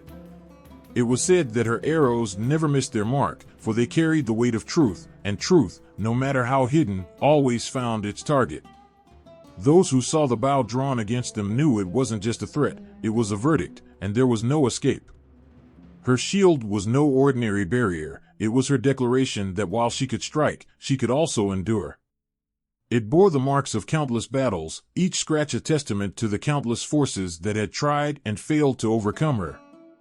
It wasn't polished or pristine, it was raw, battered, and unapologetically defiant, much like the goddess herself. The shield was not just protection, it was a mirror, reflecting the determination in her eyes, a silent reminder that nothing could break her resolve. Then there were the stars, symbols etched onto her armor, her weapons, and even her very skin. They weren't mere decorations, they carried stories of victories written across the heavens. Each star represented a moment where her strength had changed the course of fate, where her presence had turned the tide of despair into hope. They glimmered faintly, as if alive, as if whispering to those who gazed upon them, "You are in the presence of greatness." Her warlike imagery was not just about weapons or battle scars. It was in the way she carried herself, the way she stood tall even in the face of overwhelming odds. Her garments, adorned with symbols of lions and wings, told of her dominion over strength and freedom. The lion, fierce and unyielding, represented her courage. The wings, expansive and unbound, spoke of her capacity to rise above. Together, they painted a picture of a goddess who was both grounded and unrestrained, a paradox of power. Inanna's crown, though delicate, was no less imposing. It shimmered with an otherworldly light, its intricate designs a labyrinth of stories and secrets.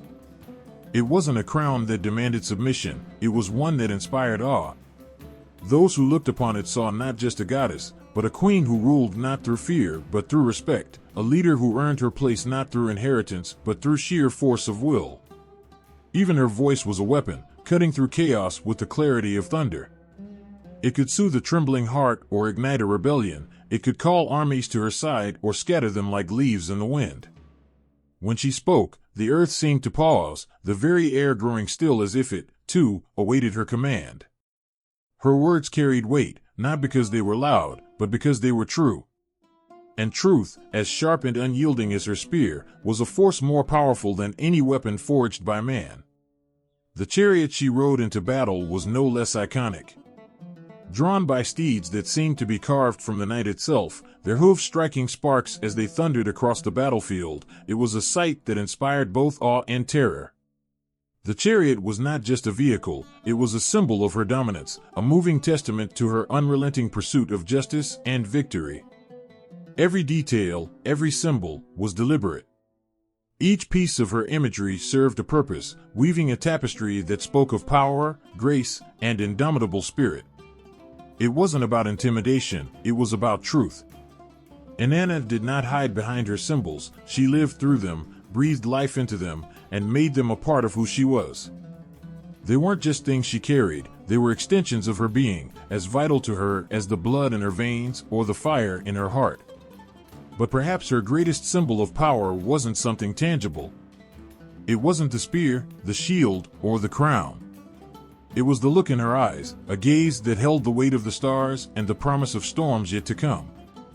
It was a look that said, without words, I am unstoppable. I am eternal. I am Inanna. And in that gaze, her enemies saw not just a goddess, but the inevitability of their defeat. She didn't need to say it. She didn't need to wield her weapons or raise her shield. Her presence alone was enough. The air around her seemed charged with energy, a silent hum that spoke of her power, her resolve, her promise to protect and to conquer. It was a promise she had never broken, a truth that could never be undone. And as long as she stood, unyielding and unbroken, the world knew it was in the presence of something extraordinary. The winds howled through the streets of Uruk, carrying the scent of dust and the distant murmur of impending chaos. In the darkened sky, a single star seemed to burn brighter than the rest, a beacon of hope piercing the oppressive veil. The people looked upward, their breaths shallow and their hearts pounding. They knew what was coming. They also knew who stood between them and destruction. Inanna. She wasn't just their goddess, she was their shield, their guardian, their unwavering protector. When Uruk faced its gravest threats, when armies amassed at the horizon and the cries of despair echoed through the city, it was her presence that steadied trembling hands and lifted weary spirits. Inanna's protection wasn't merely divine intervention, it was love woven into the fabric of their existence. Her care was relentless. When drought threatened to choke the life from the fields, her tears fell as rain, softening the earth and reviving the crops. When disease crept through the streets, her divine energy coursed through the veins of her people, healing the sick and soothing the afflicted. Every act of hers was a testament to her connection to the city she called her own. But it was in the moments of battle that her protection shone brightest. When invaders dared to march on Uruk, they were met with a force that could not be matched, not in numbers, not in strategy, not in sheer will. Her presence was a storm upon the battlefield, her voice a rallying cry that stirred courage in the hearts of even the faintest souls. It wasn't just her strength that safeguarded Uruk, it was her foresight. The walls of the city, tall and unyielding, bore her blessing. They weren't merely stone and mortar, they were imbued with her essence. When enemies hurled their weapons against them, the walls held firm, as if Inanna herself stood before them, defying the assault. And perhaps she did. Legend spoke of her descending upon the battlefield, her spear in hand, her eyes aflame with determination. It is said that her mere gaze could shatter the resolve of an entire army. Soldiers would falter, their hands trembling, their hearts questioning why they ever dared to challenge the city under her protection. Her fury wasn't reckless, it was precise, each strike purposeful, each action calculated to ensure the safety of her people. Yet, there was tenderness in her ferocity. When the smoke cleared and the echoes of war faded into silence, she walked among the wounded, her touch gentle, her words soothing. Children clung to her robes, their tears soaking the fabric, but she only smiled, her presence radiating a warmth that eased their fears. Her protection wasn't just about defeating threats, it was about rebuilding, about holding her people close and reminding them they were never alone. Even in the quiet moments, her vigilance was unyielding. When the nights grew long and the stars seemed dim, she stood watch, her gaze scanning the horizon for dangers yet unseen. Her connection to Uruk wasn't passive, it was active, alive, pulsing with an energy that resonated in the hearts of every man, woman, and child. She was more than their goddess, she was their home, their safety, their unbreakable promise that no harm would come to them while she stood. And yet, there were times when her protection demanded sacrifice. She didn't shy away from the pain of such choices. Her love for Uruk was boundless, and she bore the weight of her decisions with grace and strength. She gave everything, her power, her time, her heart, to ensure that the city thrived. To her, it wasn't a burden, it was a privilege, a sacred duty she embraced with all her being. Her people knew this. They felt it in the way the air seemed lighter when she was near, and the way their spirits lifted even in the darkest times. They carved her name into their songs, wove her image into their tapestries, and told her stories to their children, ensuring that her legacy would never fade. Inanna wasn't just a goddess to them, she was their lifeline, their hope, their eternal protector. Even the invaders who dared to challenge her protection learned the cost of their arrogance. Stories spread of armies that turned to dust, their ambitions crumbled under the weight of her wrath. Those who survived carried tales of her unyielding strength, of the goddess who fought not for power but for her people. They spoke of her as a force of nature, unstoppable, undeniable, unforgettable. But Inanna's true strength wasn't in her weapons or her divine might. It was in her love. The love that fortified the walls of Uruk, that healed the wounds of its people, that stood as an unbreakable barrier against all who sought to harm them. It was a love that defied logic, transcended time, and inspired a loyalty that could not be shaken. The wind shifted, carrying the scent of renewal. The star above Uruk burned brighter, its light casting a golden glow over the city. The people of Uruk raised their eyes once more, their hearts swelling with pride and gratitude. They knew they were safe, for their goddess watched over them. And somewhere in the shadows, Inanna stood, her gaze steady, her spirit unyielding, ready for whatever came next. The desert air was thick with silence, broken only by the whisper of the wind against the dunes. Inanna stood at the heart of it all, her gaze piercing through the veil of eternity. Before her lay the remnants of a battlefield, the echoes of swords clashing and cries fading into the stillness. Beyond the horizon, green fields blossomed, their beauty untouched by the chaos that had preceded them. Creation and destruction stood side by side, a paradox held together by her unwavering presence. Inanna was not just a goddess of love or war, she was the pulse of existence itself. Her essence wove through the threads of life and death, nurturing one moment and tearing down the next. The farmers who prayed for fertile lands and the warriors who begged for victory sought her favor, each knowing she was as unpredictable as the storm and as gentle as the morning rain. Her love was boundless, but it was not without its fire. When she blessed her followers, her gifts overflowed, bringing joy and abundance. The rivers flowed richer, the crops stood taller, and the air was alive with the laughter of children. Yet, this same love burned fiercely when betrayed or threatened.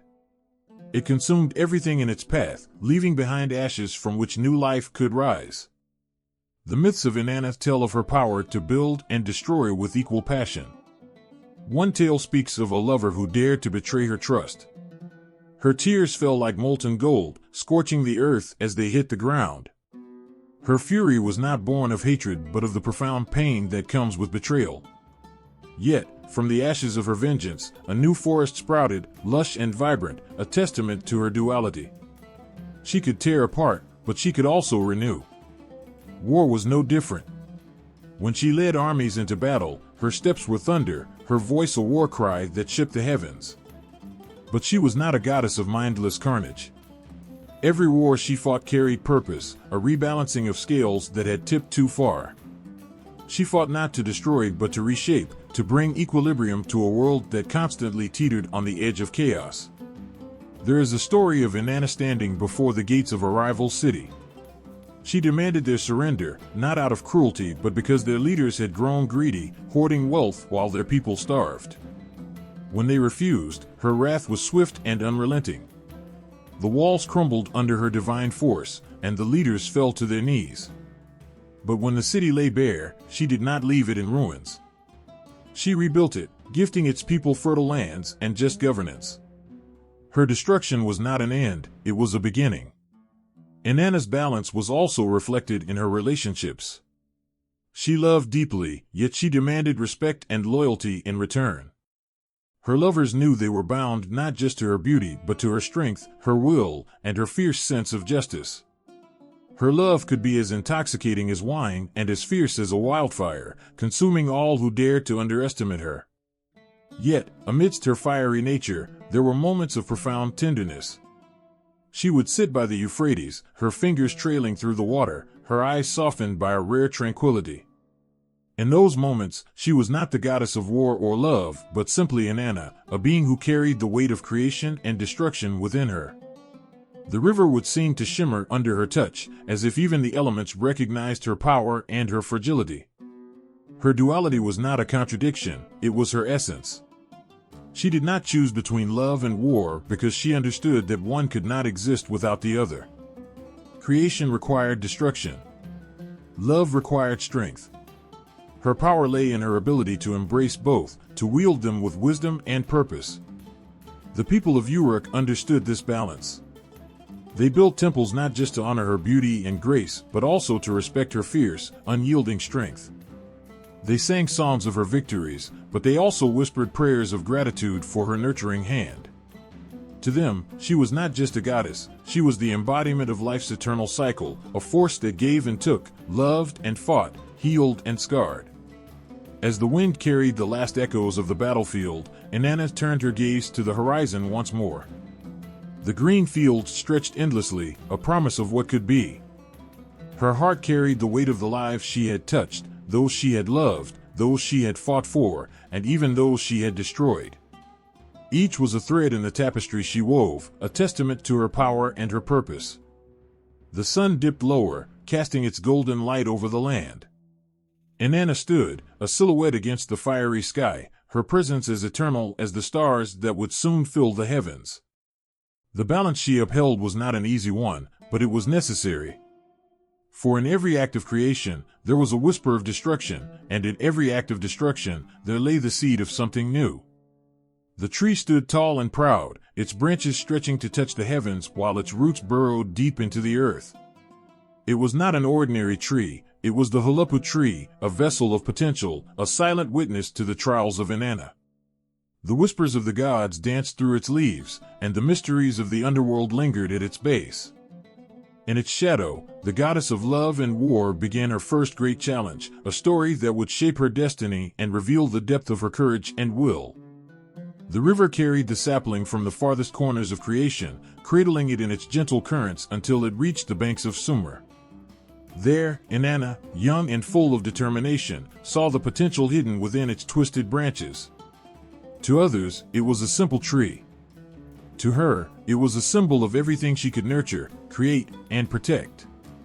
She took the sapling in her hands, her fingers brushing against its delicate bark, and planted it in her sacred garden in Uruk. Time passed, and the Hulapu tree grew. Its roots became strong, weaving through the soil like veins of promise. Its trunk thickened, a testament to resilience. But the world was not kind to those who dared to dream, even goddesses. Dark forces took notice of the tree's significance. Creatures, both feared and loathed, came to claim its refuge. In its branches nestled the Anzu bird, its sharp talons digging into the wood as it watched the skies with an ominous gaze. At its base, a serpent coiled, its eyes glinting with malice. And deep within the hollow of the tree, Lilith, the spirit of the storm, made her home, her laughter like a haunting wind that chilled the air. The Hulapu tree, once a symbol of hope, became a battleground. Its beauty was overshadowed by the shadows that clung to it. Inanna could not ignore the encroaching darkness. The tree was hers, not just a possession but a promise. She had planted it with her own hands, and she would not let it be consumed by fear or despair. Her first step was not one of battle but of reflection. She stood before the tree, her heart heavy yet unwavering. The goddess, so often seen as unyielding, allowed herself a moment of vulnerability. She reached out, her fingers brushing the bark that had once been smooth and unmarred but was now scarred by the claws of those who sought to claim it. Her resolve hardened. The tree had grown under her care, and now it was her time to protect it, no matter the cost. Inanna called upon her brother, Utu, the god of the sun, to stand by her side. His light cut through the darkness, banishing the shadows that had crept too close. Together, they began the task of reclaiming the Hulapu tree. It was not easy. The serpent hissed, its coiled body striking out in defiance. The Anzu bird's wings beat with the force of a storm, and Lilith's laughter echoed, a mocking challenge to the young goddess. But Inanna was undeterred. She confronted the serpent first, her eyes meeting its unblinking gaze. It struck, venomous and quick, but she was swifter. With her divine strength, she drove it from the base of the tree, its form slithering into the shadows, never to return. The Anzu bird was next. Its cries pierced the air as it fought to hold its ground. Inanna did not falter. She climbed the tree herself, each step a testament to her determination. With a powerful gesture, she banished the bird from its perch. It took to the skies, its cries fading into the distance as it sought another home. Only Lilith remained. She was not a creature to be fought with brute strength. Her spirit was as wild and unpredictable as the wind she commanded. Inanna faced her, not with anger but with the quiet, unshakable power of a goddess who knew her worth. Lilith's laughter faltered, replaced by a tense silence. Inanna's presence was undeniable, her will unbreakable. Lilith fled, leaving the hollow of the tree empty once more. The Hulapu tree stood alone again, but it was not the same. Neither was Inanna. The trials she had faced had scarred her, as they had scarred the tree. Yet, like the tree, she was stronger for it. She gazed at its branches, now free to stretch toward the heavens, and felt a quiet sense of triumph. The Hulapu tree had been saved, but more importantly, Inanna had proven to herself what she was capable of. This victory was not without its cost. The bruises of the battle, both visible and invisible, lingered. Yet, Inanna wore them as a badge of honor. Each mark, each ache, was a reminder of her strength and her capacity to protect what she loved. The tree now stood as a beacon in her garden, a symbol of resilience and the unyielding spirit of the goddess who had claimed it. The Vulupu tree would bear fruit in time, its branches heavy with the promise of life and growth. But its most profound gift was the lesson it had imparted to Inanna. In its shadow, she had faced her first great challenge and emerged stronger, more sure of her place in the world. The echoes of that trial would follow her, shaping her actions and her choices in the battles yet to come.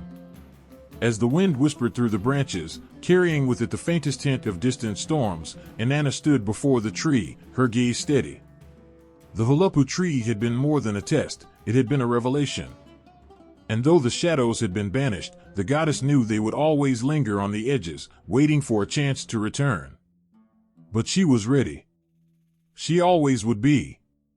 The gates to the underworld loomed before her, tall and unyielding, their iron frames etched with ancient symbols of finality.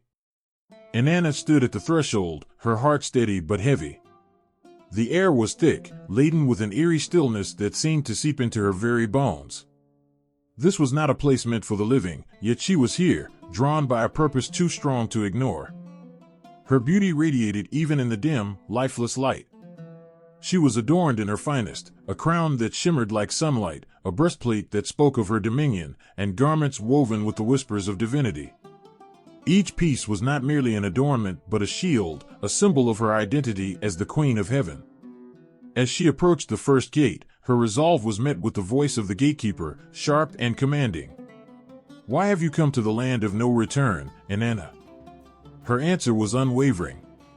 She sought to witness her sister, Ereshkigal, the queen of the underworld.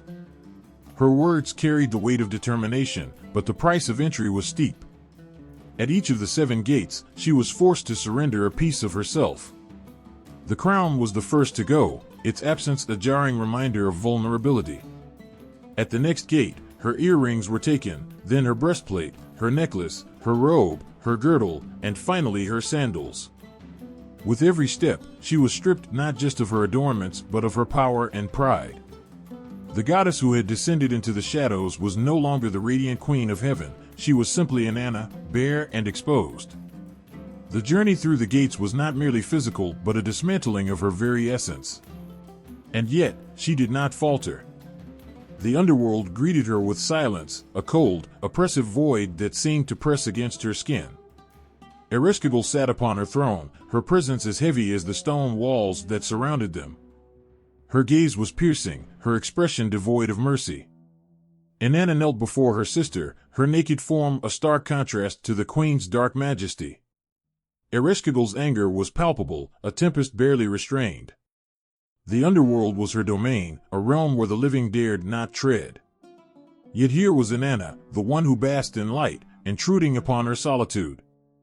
The judgment was swift and merciless. With a single word, Ereshkigal condemned her sister to death. Inanna's lifeless body was hung on a hook, a grotesque display of the fragility even a goddess could face. Her once radiant form was now still, her beauty and power reduced to a haunting reminder of the price of her defiance. Time passed, though the underworld knew no measure of it.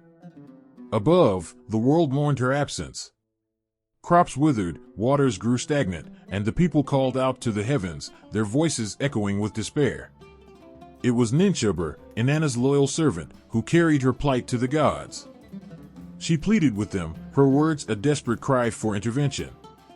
One by one, they turned away, unwilling to risk the wrath of Ereshkigal. But Enki, the god of wisdom and creation, could not ignore the balance that had been shattered. From clay and life itself, he crafted 2 beings, neither male nor female, to enter the underworld unnoticed. They were instructed not to confront Ereshkigal but to listen, to echo her cries of pain and sorrow. When she wept, they wept. When she wailed, they wailed. Their empathy softened her, touching a part of her that had long been buried beneath the weight of her throne. In her grief, Ereshkigal agreed to release Inanna, but not without condition. A substitute must take her place, for the underworld could not be left empty-handed. Inanna, now revived but still weak, ascended through the gate she had once entered, reclaiming her garments piece by piece. Yet the burden of her descent lingered. The goddess who returned to the world above was not the same. Her eyes held the shadows of the underworld, and her heart carried the weight of what she had endured. Inanna had faced death itself, had been stripped of everything that defined her, and had risen again.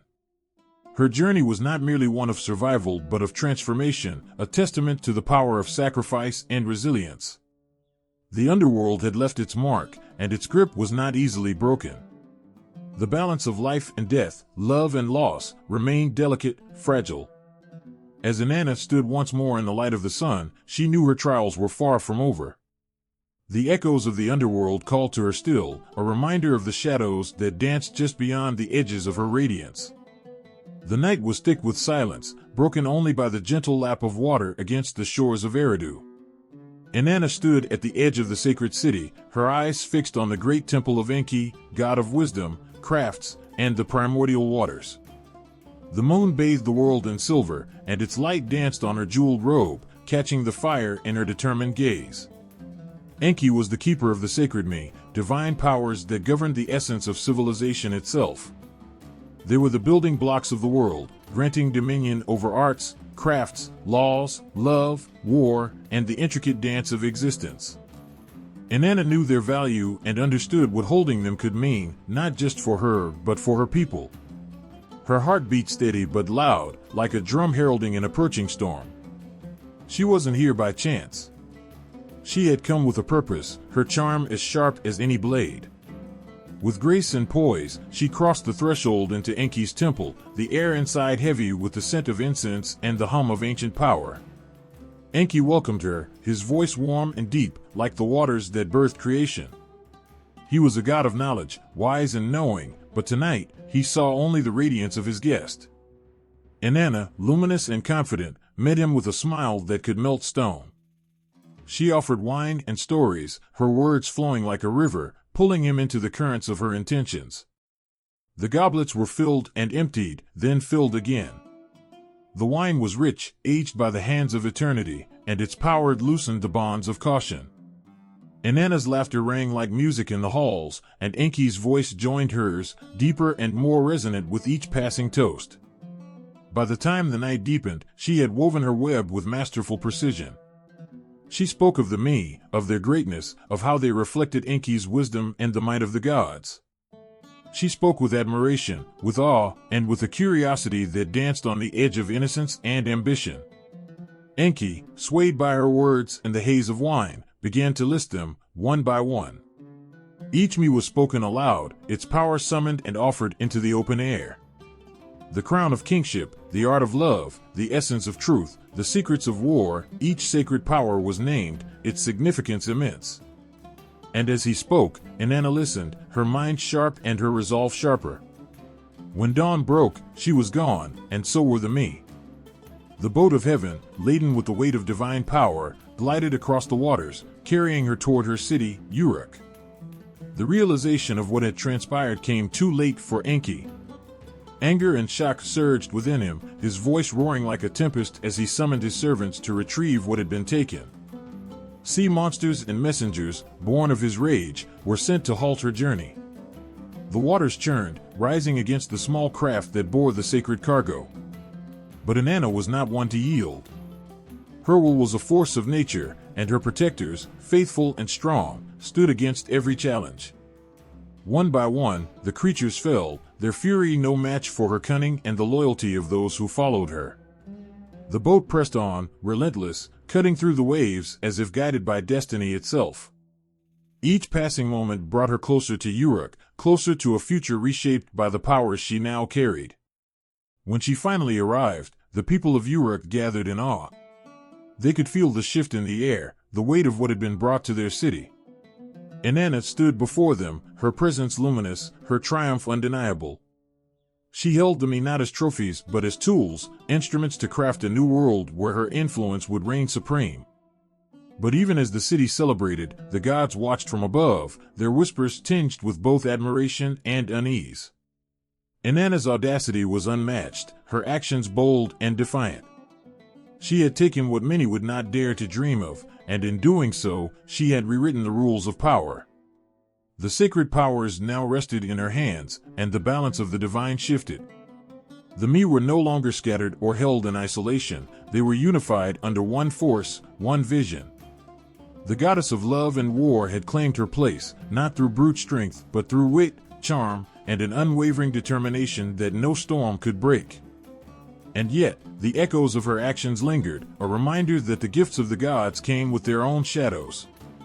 As Uruk flourished, as its walls rose and its people thrived, the weight of what had been taken was felt in the far reaches of the heavens and the depths of the primordial waters. The story of Inanna and the Me was far from over, its ripples destined to shape the world in ways even she could not yet see. The darkness was unbearable, thick like a suffocating shroud. Ereshkigal's throne room, deep in the underworld, was a place where no warmth dared linger. The silence there wasn't ordinary, it was heavy, pulsating, alive with the weight of countless souls that had passed through its gates. And at its heart sat Ereshkigal, the queen of the underworld, her presence as commanding as the void itself. Inanna's descent had been bold, almost audacious. She had stripped herself of every worldly possession, relinquishing her power piece by piece at each of the 7 gates.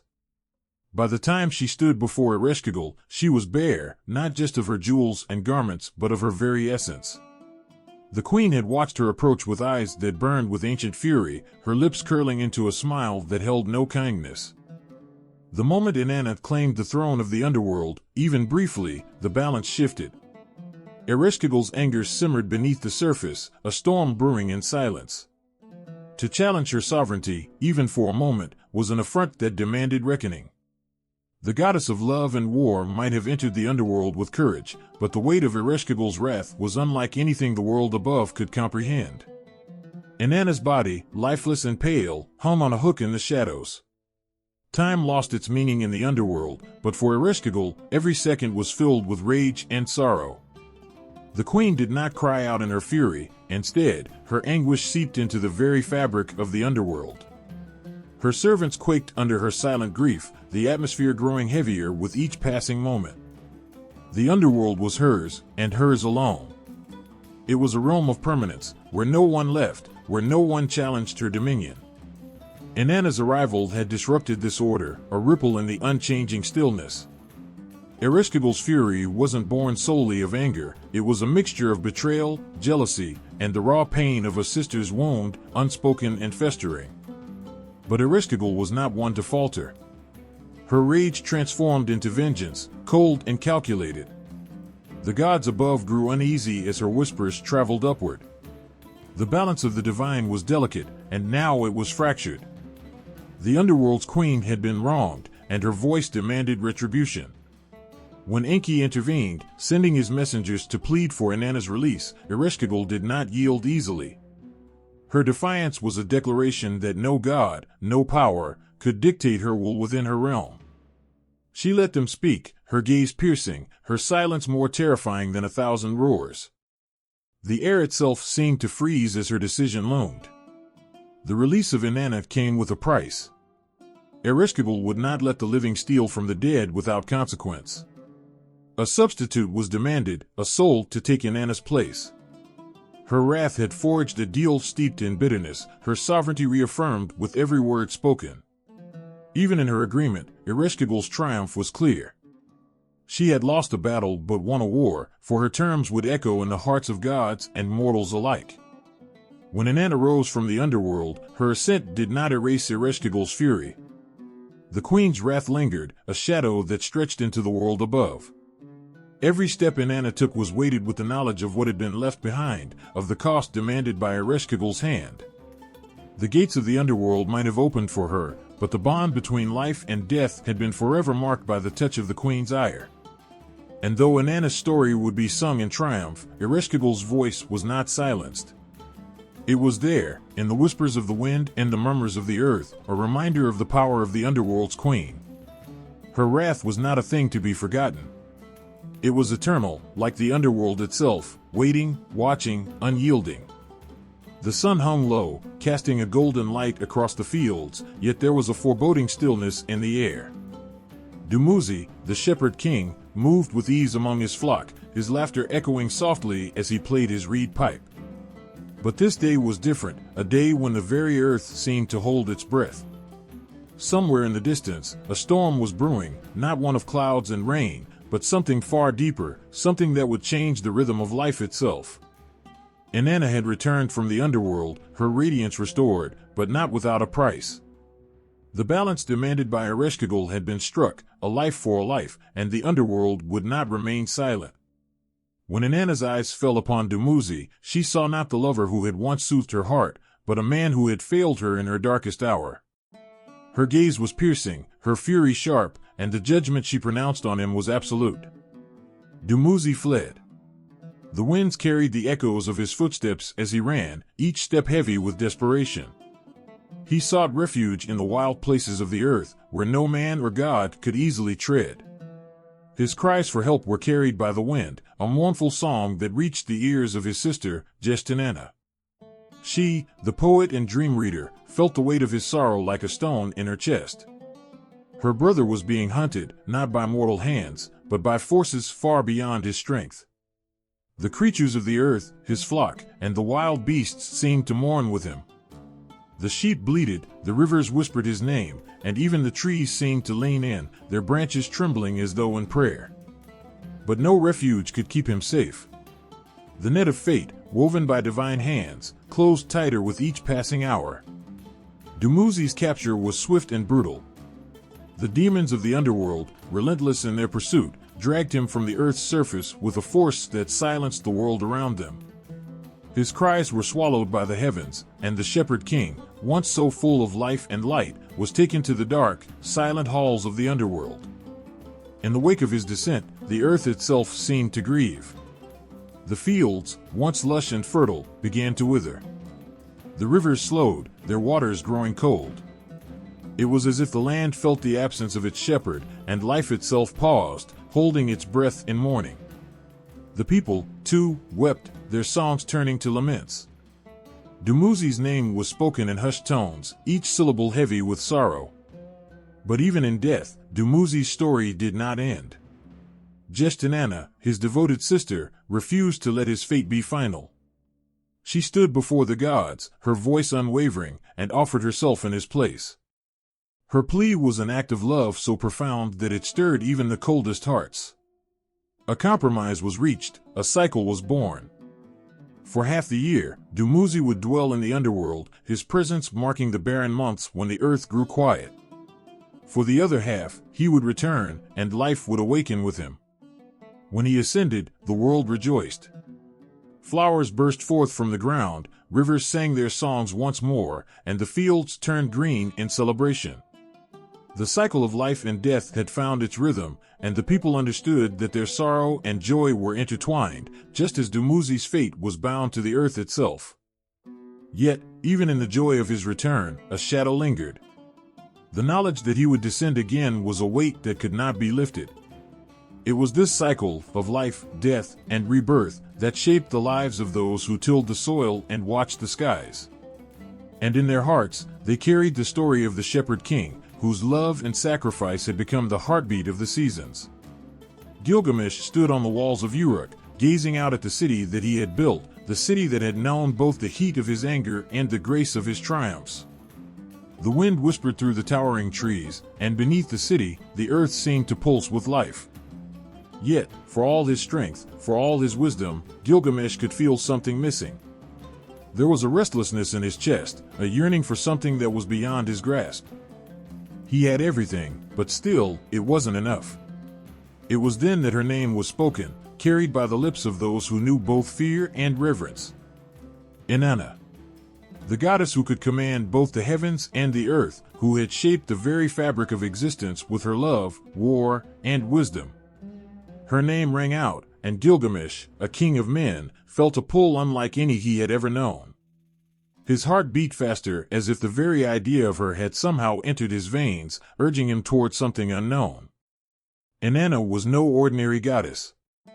Her presence could stir storms, bring love and destruction in equal measure. She was the embodiment of both beauty and wrath, love and death. Gilgamesh, with all his glory and pride, could not help but feel a flicker of fear when he thought of her, mixed with an overwhelming desire to understand. What was this force that seemed to shape the world? Could he, a mortal man, ever truly comprehend the power she held? His thoughts turned inward as he recalled the stories, the whispers that had reached his ears since he was a boy. How Inanna had journeyed to the underworld, a place where no god dared to tread, only to return with a new understanding of the delicate balance between life and death. How she had loved fiercely and fought with the same intensity, making kings and beggars alike feel the weight of her wrath.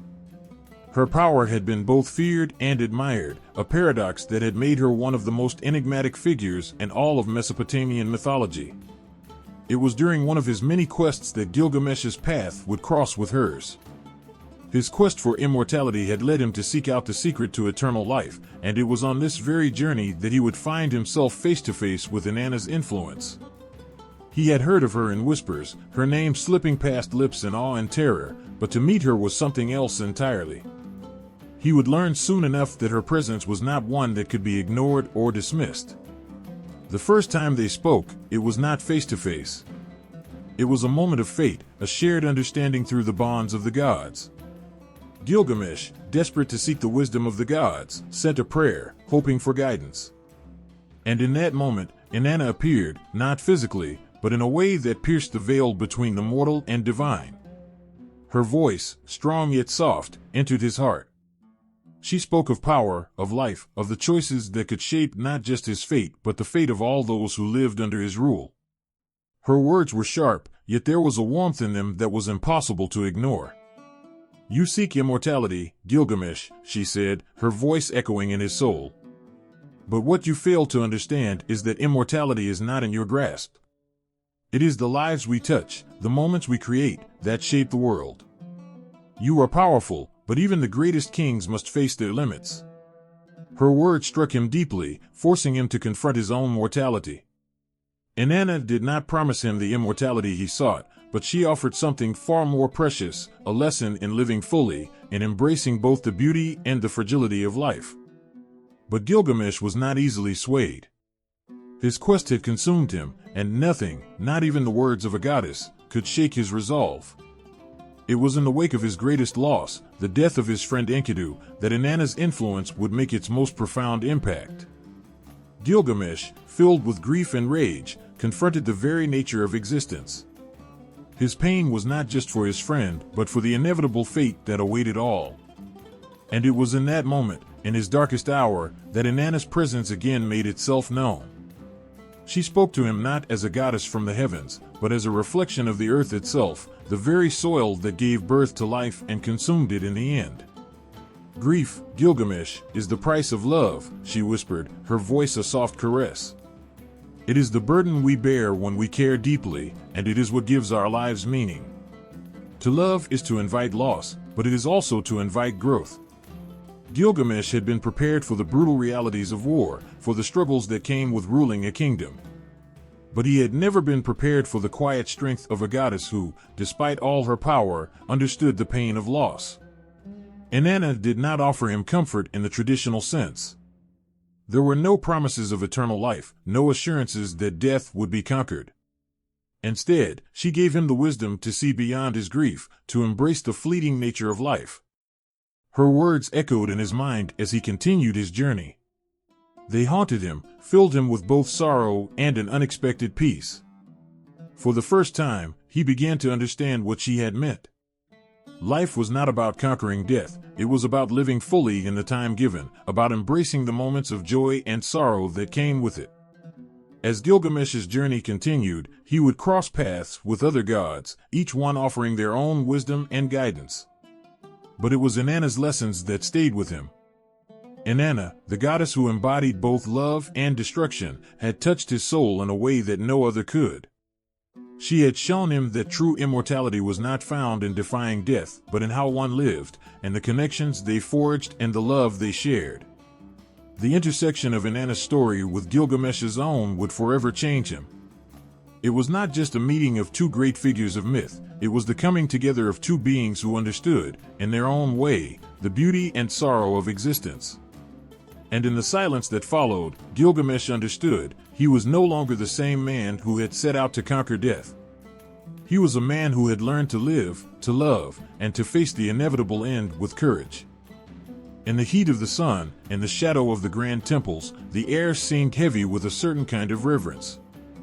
The walls of the sacred spaces stood like ancient sentinels, holding the whispers of those who had walked these halls before, each step marked with the weight of a goddess's presence.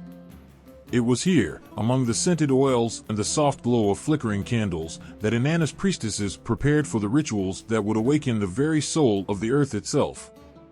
These women were no ordinary servants. They were the living embodiment of the goddess's will, chosen not by chance but by destiny. To be a priestess of Inanna was to hold the very essence of her power, a sacred connection between the mortal world and the divine. Their role was not simply ceremonial, it was everything. These women lived, breathed, and became the conduit for the goddess's will on earth.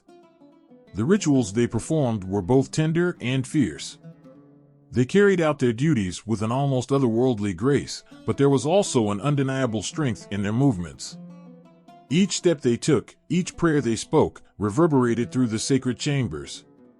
They were the ones who sang the songs of Inanna, the ones who danced to summon her presence, the ones who held the power of life and death in their hands. But there was more to it than just their beauty or devotion. Inanna's priestesses were revered, worshipped, and often misunderstood. There was a mysterious, controversial side to their calling, a side that had been woven into the very fabric of their role.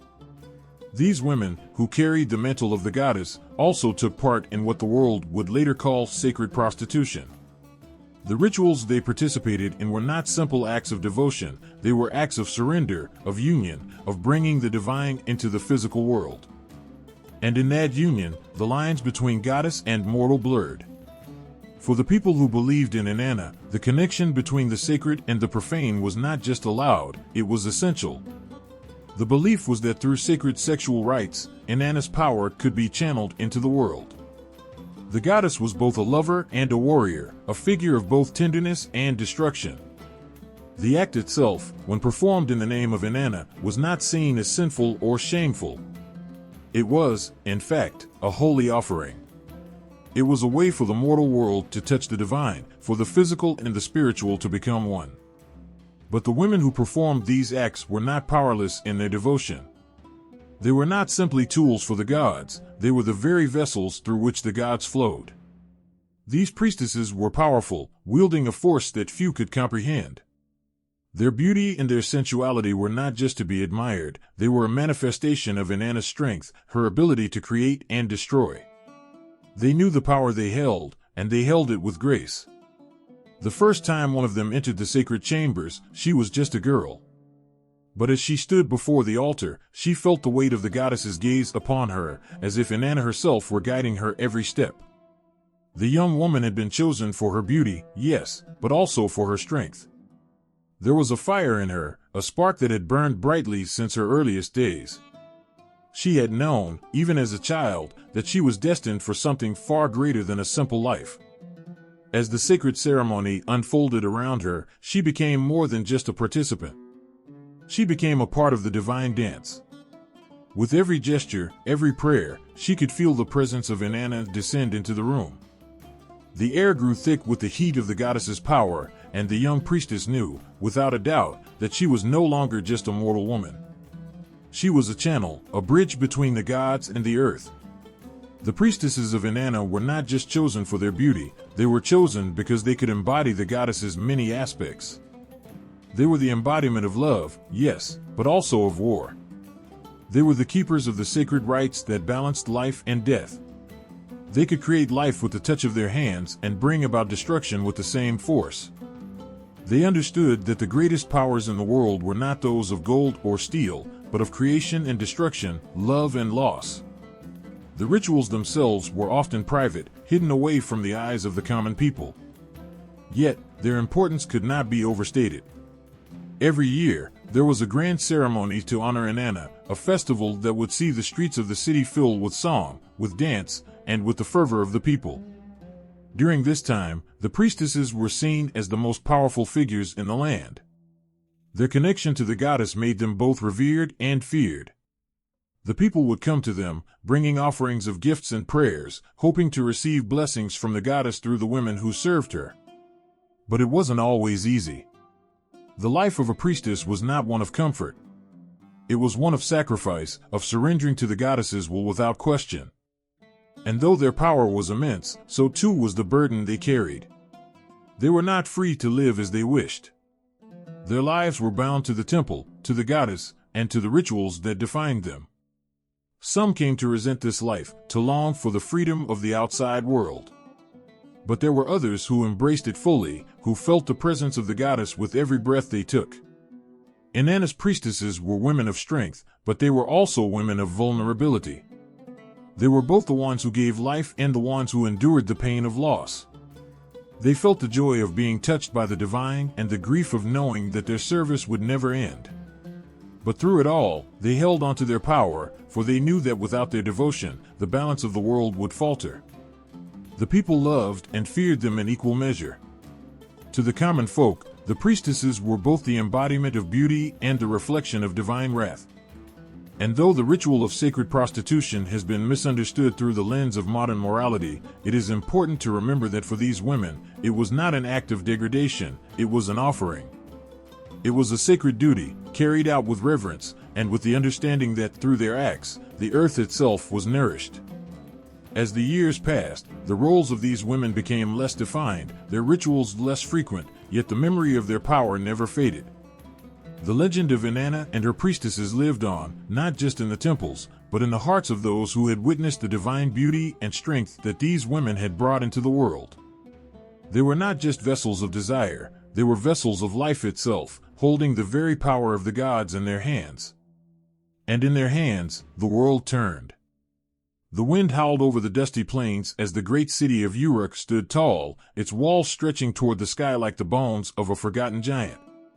In the streets, the sound of footsteps echoed, a rhythm that seemed to match the beating of a heart, strong, steady, and ever-present. Yet, beneath the surface, there was something far more complicated stirring within those walls. A hero, untamed and untouchable, stood at the center of it all. Gilgamesh. He was both king and warrior, a man of unrivaled strength and power, yet within him, something restless, something yearning, refused to be stilled. He had conquered the great beasts and tamed the wildest of lands, yet the one thing that eluded him was the answer to his own soul. What would make him whole? What would bring him peace in a world where his greatness seemed to cast shadows over all others? And so, his journey began, one that would intertwine with the divine in ways even he could not fathom. Inanna, the goddess of love and war, whose beauty and power shook the heavens, had always been a figure of legend, a name spoken in awe. Her presence on earth was both a blessing and a challenge. When Gilgamesh's path crossed hers, it wasn't simply a meeting of two beings, it was the clash of the mortal and the immortal, the untouchable power of a god meeting the raw, unyielding ambition of a man. Gilgamesh, like all who had crossed Inanna's path before, was struck by her beauty and her confidence. She was a goddess who knew no equal, her eyes burning with a fire that mirrored his own. Her presence was like a storm on the horizon, promising change, upheaval, and a whirlwind of emotions. But Inanna was not a goddess to be tamed, not a woman to be claimed, not a figure to be conquered by anyone, not even by a king. The meeting between Inanna and Gilgamesh was electric, charged with an intensity that neither could ignore. He approached her, driven by a force he couldn't name. Was it love, was it lust, or was it the challenge she represented? Perhaps, in the heart of this mighty king, it was all of these things combined. Gilgamesh, with his pride and arrogance, saw Inanna as a prize, something to be claimed, something to possess. But Inanna was no mere object to be won. She was a force of nature, a goddess whose desires were as unpredictable as the tides. And Inanna, ever wise and ever aware of her own power, saw in Gilgamesh something dangerous. He was not like the men who had fallen to her beauty before. He was strong, yes, but his strength was laced with pride. He sought to dominate, to bend the world to his will. Inanna, who had known love and war in equal measure, saw in him both a challenge and a warning. With a flash of her eyes and a sharpness to her words, she rejected him. The goddess, who had countless suitors at her feet, would not be swayed by Gilgamesh's advances. But this rejection, this refusal, was more than he could bear. It ignited something deep within him, a wound to his pride that could not be healed by victory in battle or riches beyond measure. Inanna's refusal was the one thing Gilgamesh could not control, and it left him unsettled, his heart burning with an unfamiliar need to prove his worth, to claim what he could not have. But Inanna's rejection was not born of spite or malice, it was born of wisdom. She knew Gilgamesh's heart better than he knew it himself. She understood that his quest for power, his need to dominate, would only bring him destruction in the end. She had seen it before, mighty kings and warriors who were brought low by their own arrogance. And so, she turned away from him, not with hatred but with pity, knowing that the road he walked would only lead to sorrow. The stage was set. Gilgamesh, driven by the sting of rejection, began to seek out greater challenges. He sought to prove himself to Inanna, to everyone. He defied gods and men alike, venturing into the wild unknown, battling monsters, and seeking immortality. But even as he conquered these trials, the question lingered in his heart: why was he so restless? Why did nothing fill the void inside him? Meanwhile, Inanna's life was shaped by the seasons of love and war, of creation and destruction. She had her own path to walk, and her rejection of Gilgamesh was just a small piece in the grand tapestry of her existence. For she was not just the goddess of love, she was also the goddess of fate. And fate, as Inanna well knew, could not be outrun. Time passed, and Gilgamesh's journey led him to the very gates of the underworld. He sought immortality, but what he found instead was the truth: immortality was a gift only the gods could bestow. And as he stood at the edge of the abyss, his thoughts returned, unexpectedly, to Inanna. The rejection she had given him, the words she had spoken to him, had shaped his path more than he realized. They had humbled him, stripped him of his pride, and made him face his own vulnerability. In that moment, standing on the precipice of eternity, Gilgamesh realized something he had not known before. It was not immortality he needed, but understanding. It was not the world he needed to conquer, but himself. Inanna's story with Gilgamesh was one of love and rejection, of pride and humility, of the clash between the mortal and the divine. It was not a tale of easy victories or neatly tied endings.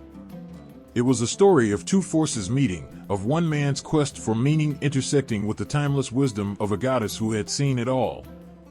Gilgamesh might have sought to conquer her heart, but in the end, it was Inanna who revealed to him the true meaning of power, not in conquest, but in acceptance.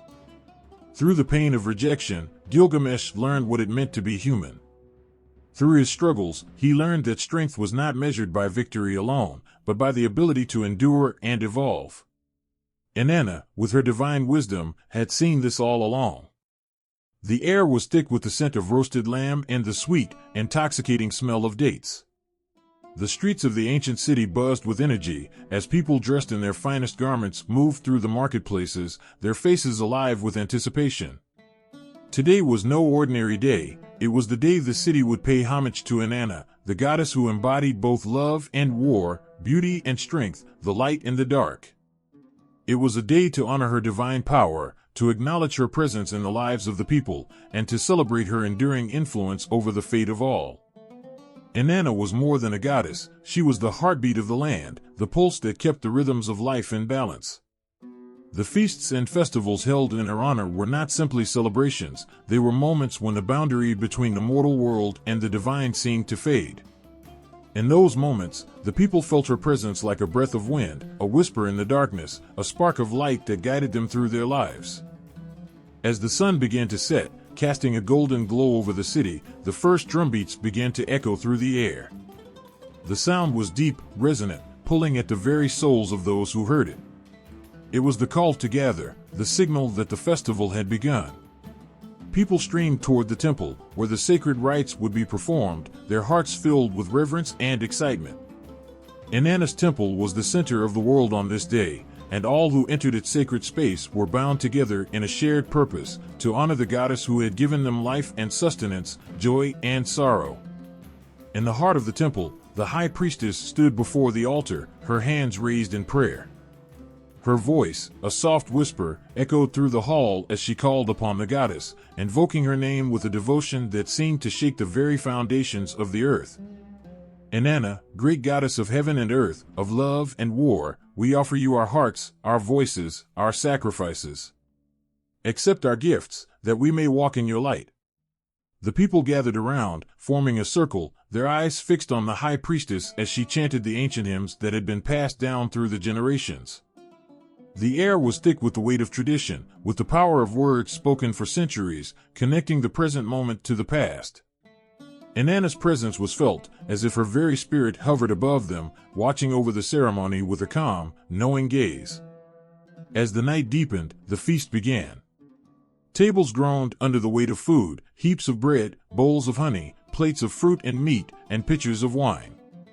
The people sat together, eating and drinking, their laughter rising into the night air like a chorus of joy.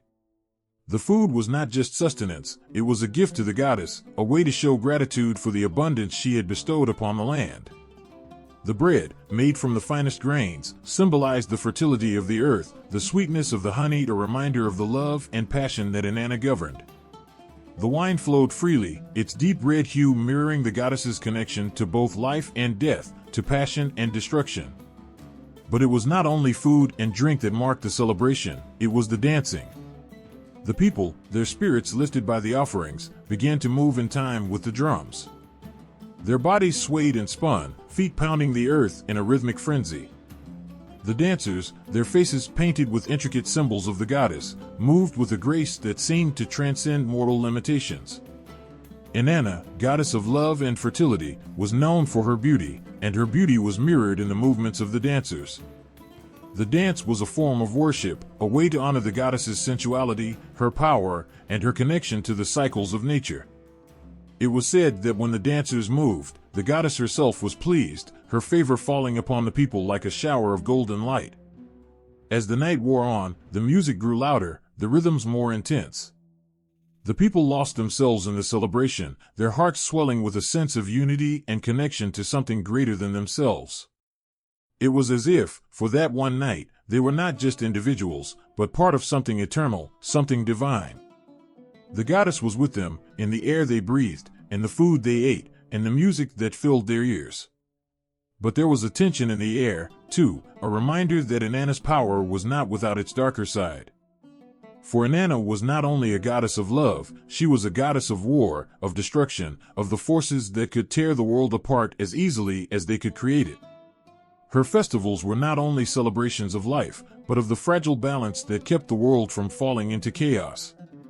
The people who danced and feasted tonight knew that Inanna could just as easily bring about the downfall of those who angered her. Her love could be as dangerous as her wrath, and her beauty could seduce just as easily as it could destroy. Still, the people danced, their bodies moving to the rhythm of the drums, their hearts alive with the knowledge that Inanna watched over them. They knew that in this moment, they were safe in her presence, protected by her love and her power. The night stretched on, the stars above shining like jewels, as the feast and the festival continued. It was a time of joy, of gratitude, of honoring the goddess who held sway over all things. As the first light of dawn began to break over the horizon, the people slowly made their way home, their hearts full, their spirits lifted. The feast had ended, but the memory of it would live on. Inanna's power, her beauty, and her strength would continue to shape the lives of the people, guiding them through the seasons of life. The festival would come again next year, and the year after that, as it had for generations. For as long as the people lived, they would honor Inanna, the goddess who ruled over love and war, over life and death, and whose festivals would forever be woven into the fabric of their lives. There was a time when the heavens spoke to the people, when the stars and planets above were not just distant lights, but powerful signs, beacons guiding the hearts and minds of those on earth. And among them, there was one light that shone brighter than all others, casting its glow across the sky with an undeniable presence. Venus, the morning star, the evening star, glimmering like a torch in the night. She was more than a celestial body, she was a goddess, a force that tugged at the soul, a reminder of love and power, life and destruction, beauty and change. The ancients watched Venus rise and fall with reverence, understanding that her presence was not random, but part of a greater rhythm, a cosmic dance that held the very fabric of the universe together. As Venus appeared in the sky, they saw Inanna herself descending into their world, her influence reaching down to touch everything. Her movement across the heavens mirrored the rise and fall of the seasons, the tides of human emotion, and the cycles of life. It was as if the goddess was bound to the stars, her fate forever entwined with the sky's shifting patterns. When Venus appeared in the morning, it was a sign of new beginnings, of a fresh start. When it set in the evening, it signified the end of one cycle and the promise of another to come. The people could not help but feel drawn to her, to the stars that guided their days and nights. They knew that Venus, in all her radiant beauty, was connected to the rhythms of the earth below. Her presence above them became a mirror of the forces at work in their own lives, the ebb and flow of emotions, of love and loss, of growth and decay. Her rise and fall were not just astronomical events, they were moments of deep significance, marking the passage of time, the changing of seasons, the shifting of destinies. The connection between Inanna and Venus was not lost on the people who worshipped her. They understood that the goddess was tied to the very movements of the stars and planets, and they saw her in the skies above, a reflection of her power and beauty. The rise of Venus marked the beginning of a new cycle, a moment of transformation. When she disappeared into the horizon, it was a time of introspection, a moment for the people to reflect on what had passed and prepare for what was to come. But the goddess was not simply a passive observer in the heavens. She was a force that could change the world, shaping the lives of those who looked to her for guidance. As Venus made her appearance in the sky, it was as if the entire world held its breath, waiting for her to cast her influence upon them. There was a sense of magic in the air, an energy that seemed to hum through the earth, connecting the people to something larger, something eternal. For the people of ancient Mesopotamia, Inanna's celestial ties were a reflection of her power on earth. She was not just a goddess of love and war, she was a force of nature, a presence that could move mountains, stir hearts, and guide destinies. Her worship was not simply a ritual or a prayer, it was a way of acknowledging the deep, powerful forces at work in the world, forces that could not be controlled, but only honored and respected. As Venus rose in the sky, the people offered sacrifices, burned incense, and made vows, knowing that the goddess was watching, guiding, and shaping their lives. But there was another layer to this connection. Inanna's ties to Venus were also a reminder of the cyclical nature of life. As the morning star, Venus heralded the dawn, the birth of a new day. But as the evening star, she marked the end of a cycle, the fading of light into darkness. The people understood that life itself was cyclical. There were moments of growth and flourishing, but there were also times of decay, of endings. Venus's appearance in the sky was a reflection of this eternal cycle, reminding the people that nothing in life was permanent. Everything was subject to change, to rise and fall, to bloom and wither, just as the goddess did in the sky above. The link between Venus and Inanna was also tied to the mysteries of love and passion. The goddess was known for her allure, for the way she captivated the hearts of mortals and gods alike. Her connection to Venus, the brightest star in the sky, symbolized the intensity of these emotions. As Venus burned brightly, so too did the passions of the heart. But just as quickly as the star rose, it would fade, its light dimming in the distance. Love, like Venus, could burn with brilliance, but it could also vanish into the night, leaving only the memory of its fire. The worship of Venus was not just an expression of devotion, it was a reflection of the people's understanding of their own lives. They recognized that, like the goddess, they too were subject to the forces of change, of love and loss, of birth and death. They saw in the celestial body above them a reflection of their own struggles and triumphs, their joys and sorrows. Venus was not a distant deity, she was a part of them, a presence they could feel in the rhythm of their lives, in the way their hearts beat with passion, and in the way they navigated the cycles of their existence. Each appearance of Venus in the sky was a moment of connection, a reminder that they were part of something larger, something eternal. As Venus rose and set, so too did the lives of the people below. They understood that the goddess was not just a distant force, but a presence that shaped their world, their fate, and their future. Her light, though far away, was a guiding star, a symbol of hope, of love, and of the cyclical nature of life itself. And so, they worshipped her, not just for her beauty, but for her power to connect the heavens and the earth, to remind them of the forces that shaped their lives and their destinies.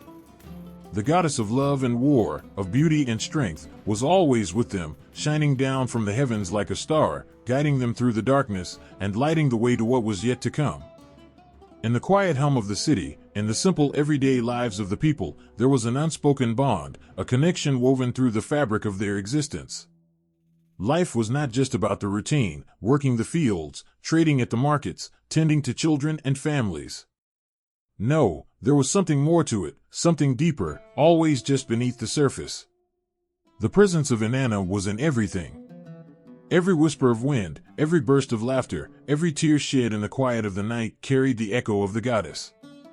It was subtle, almost unnoticed by some, but for those who truly felt it, it was undeniable.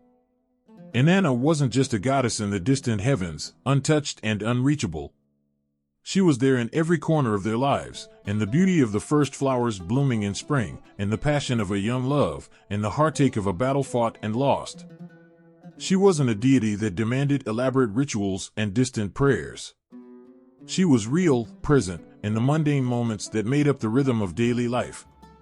Take, for example, the women who worked the land, farmers who toiled from sunrise to sunset. For them, Inanna was a symbol of strength. Her name was whispered under their breath as they carried baskets filled with fruits and grains, as they harvested what they had sown. They believed that Inanna watched over them, giving them the strength to endure, to work, to rise above every obstacle. To them, she wasn't just a goddess of love and war, she was the embodiment of resilience, of a quiet power that guided them through the hardest of days. When the harvest was bountiful, the celebrations that followed were filled with joy and gratitude, but there was always a moment, just before the feast began, when the people would pause. The men and women would stand together in a circle, their hands raised in silent reverence, knowing that their efforts were only possible because Inanna had given her blessing. They spoke of her not as some distant, unreachable figure, but as a friend, a protector who had walked beside them through the dust and heat of their labor. In every grain that grew, and every fruit that ripened, Inanna's spirit was there, intertwined with the very land that fed them. But Inanna was not just tied to the earth. She was present in the hearts of those who loved and those who mourned. When two young lovers looked into each other's eyes, there was a spark, a deep recognition that their feelings were not just of the earth, but of something divine. Inanna's power was felt in their passion, in the sweet moments of tender touch, in the way their hearts would race when they were near each other. To love was to know Inanna's power, to feel the sacredness of the bond between them. Love, for the common people, was an expression of Inanna's eternal beauty and grace, something to be cherished, something that was both fragile and powerful. But love, as Inanna's own myths suggested, was not always simple. It was complicated, messy, full of contradictions. Inanna's very existence was a reminder of the fragility of love, how it could both build and destroy. She had known heartbreak, sacrifice, and longing, and those who loved her knew that such emotions were not to be feared but embraced. So when a heart was broken, when a love was lost, the people did not despair. Instead, they turned to Inanna, believing that, just as the seasons change, so too would the heart. They prayed for healing, for the strength to move on, knowing that Inanna, with all her beauty and power, understood the pain of love and would guide them through it. Inanna's presence was also keenly felt in the city's bustling markets. There, in the cries of merchants and the shuffle of feet, she was there, too, silent, watching, her influence spreading across the crowd. The women who ran the shops, selling their wares, knew that their success was a reflection of the goddess's favor. They decorated their stalls with flowers, with candles, with symbols of Inanna, simple things, but deeply meaningful. And when they handed over their goods, when they saw the joy in a customer's eyes, they felt her smile through them. Inanna was the lifeblood of their trade, the inspiration behind their work, the spark that made their creations come to life. The merchants didn't speak her name aloud often, but in the little rituals they held dear, the way they arranged their stalls, the prayers whispered before a sale, the sacrifices made to ensure good fortune, they were honoring her. In every sale, in every transaction, there was a sense of gratitude, a quiet acknowledgement that Inanna's energy flowed through the pulse of their lives. But the goddess's presence wasn't only in the joyful moments. She was also there, in the grief, in the sorrow, in the dark moments when a family mourned the loss of a loved one. Inanna, the goddess of death and rebirth, was their comfort. When a father lost a child, when a wife lost her husband, they turned to her for solace. They knew that death was not an end, but a transition, a part of a larger cycle. Inanna's journey to the underworld, her descent and return, was a story that resonated deeply with the people. In her myth, they saw their own struggles, their own pain, and their own resilience. They mourned, but they also understood that life would return in new forms, just as Inanna had returned from her time in the underworld. Death, too, was sacred. And in those moments, the people whispered her name not in fear, but in reverence, asking for strength, asking for peace. Inanna was woven into the everyday fabric of their lives, a goddess not distant, but intimate. She was not just someone to pray to from afar. She was with them, present in their joys, their struggles, their triumphs, and their losses. To the common people, Inanna was a constant companion, a guide through the complexities of life, a reminder that the divine was not separate from the human. It lived in their hearts, in their work, in their relationships, in the earth beneath their feet, and in the heavens above. The people of the land did not need elaborate temples or grand gestures to connect with Inanna. They saw her in everything, on their lips as they whispered prayers, and the gentle breeze that touched their skin, and the stars that hung in the sky at night. Inanna was with them, always. The whispers of change began softly, like the rustling of distant winds, barely noticed at first, but growing stronger with every passing moment. Inanna, once a goddess of beauty, love, and war, began to shift, to evolve, to become something more. Her name, her essence, her very being stretched beyond the borders of Sumer and into new lands, where she would be known as Ishtar. But even though her form changed, something deep within her stayed the same. Her heart, her power, her untamed spirit, remained a force of nature, wild, fierce, and full of contradictions. Inanna's evolution into Ishtar didn't happen overnight. It was a quiet transformation, the kind that happens slowly, almost imperceptibly, like the slow burn of a fire that begins with a spark and grows until it consumes everything in its path. Inanna's story, once uniquely tied to the Sumerian people, began to cross boundaries.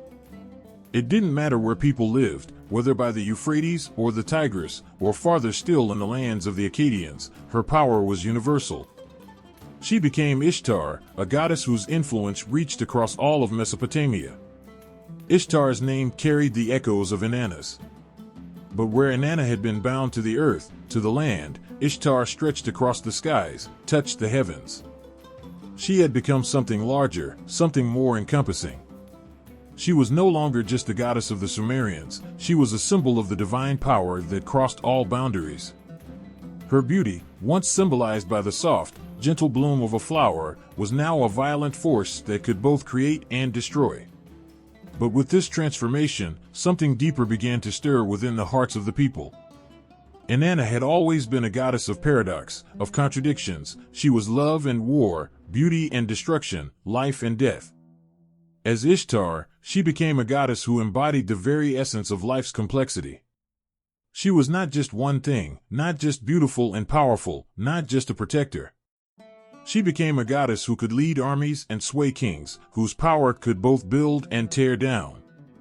Inanna's transformation into Ishtar didn't just change the way she was seen, it changed the way people saw the world itself. There was something breathtaking about this shift. The Akkadians saw Ishtar as both a divine lover and a fierce warrior, a protector of cities and a seductress who could bend even the strongest wills. But behind that image of power and allure, there was still the heart of Inanna. It was there in the quiet moments when people turned to her for guidance, for strength in times of hardship. She was still the goddess who loved deeply, who fought for what she believed in. She was still the goddess who had descended to the underworld, seeking not just power, but understanding of the cycles of life, death, and rebirth.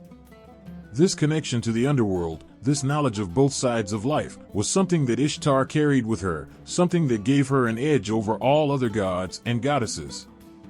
When people prayed to Ishtar, they didn't just call upon a goddess of war or of love. They called upon a force of nature, a power that could shift the course of history. She was the goddess whose favor could make a king rise to power or send a city into ruins. But still, in the hearts of those who worshipped her, there was something more, something that spoke to the quiet, tender moments of life. Even as she became Ishtar, a goddess of cosmic proportions, she remained deeply connected to the people who loved her, the people who saw in her the reflection of their own struggles, their own desires, and their own fears. The love that Ishtar inspired wasn't soft or gentle. It was fierce, all-consuming, the kind of love that left people breathless, overwhelmed. It was a love that could lift someone to the heavens and cast them down into the depths of despair in the same breath. To love Ishtar was to be touched by something divine, something so much larger than oneself. And yet, even in her vastness, she remained close. People reached out to her not with fear, but with hope, with the desperate longing to feel her power, her protection. Ishtar had become more than a goddess. She had become a mirror, reflecting the desires and dreams, the fears and the ambitions of all who called her name. But there was something haunting about her transformation, something that lingered in the air, heavy and unsettling. The goddess who had once walked among her people, who had been the embodiment of life's quiet moments and joys, had become something more dangerous, more distant. Ishtar, with all her power and beauty, was no longer just a goddess of love and war. She was a force that could not be contained. She could no longer be measured by the simple rituals of daily life. She had become a deity whose power could change the course of history, whose will could turn the tides of fate itself. And yet, in the midst of all this power, there was a deep vulnerability within Ishtar, a recognition of the fragile nature of her existence. She had become the goddess of love, but she had also become a goddess of destruction. She could give life, but she could also take it away. Inanna had known this vulnerability, had embraced it, and Ishtar had carried it with her.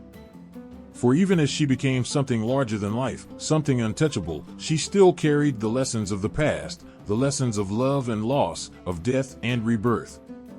She was both the giver and the taker, the creator and the destroyer. The transition from Inanna to Ishtar was not just a change in name or form.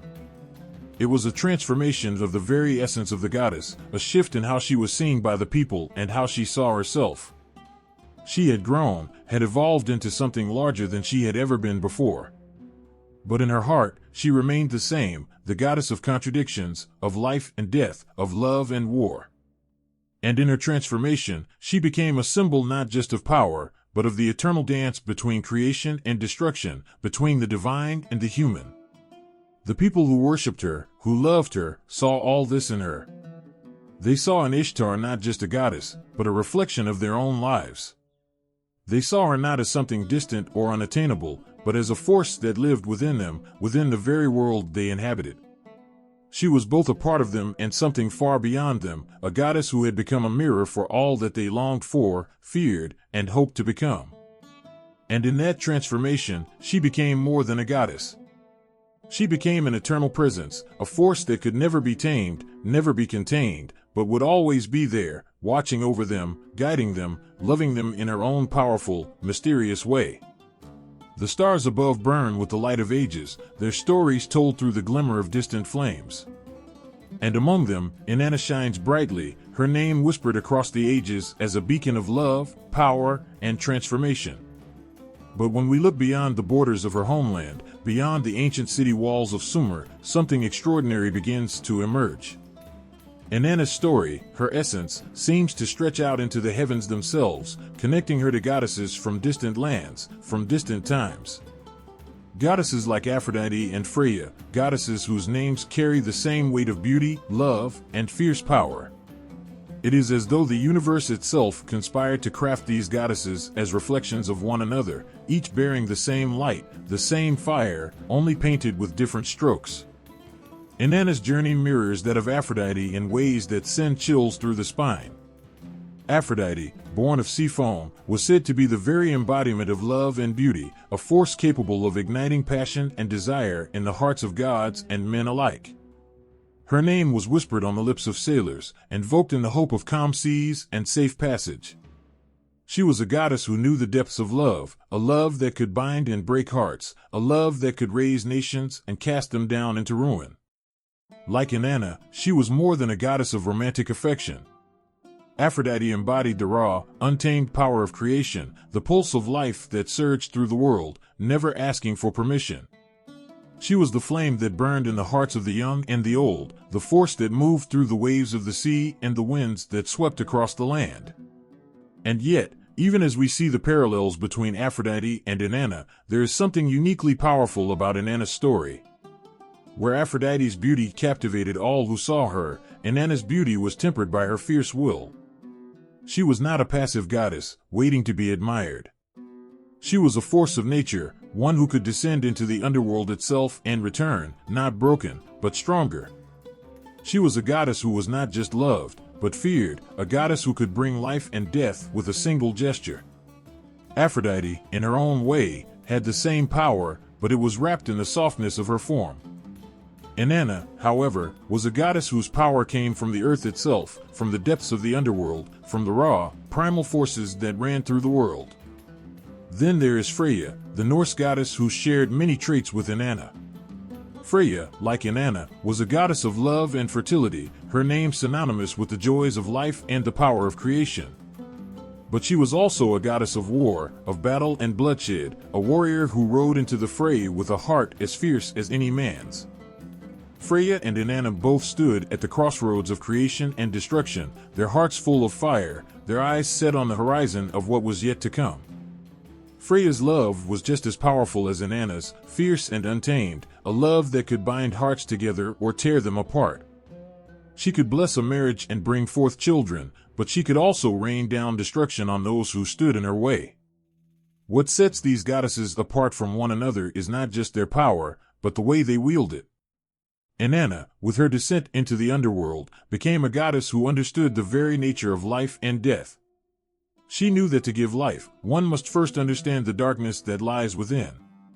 Freya, with her connection to the warriors who fought and died, understood the balance between love and war, creation and destruction.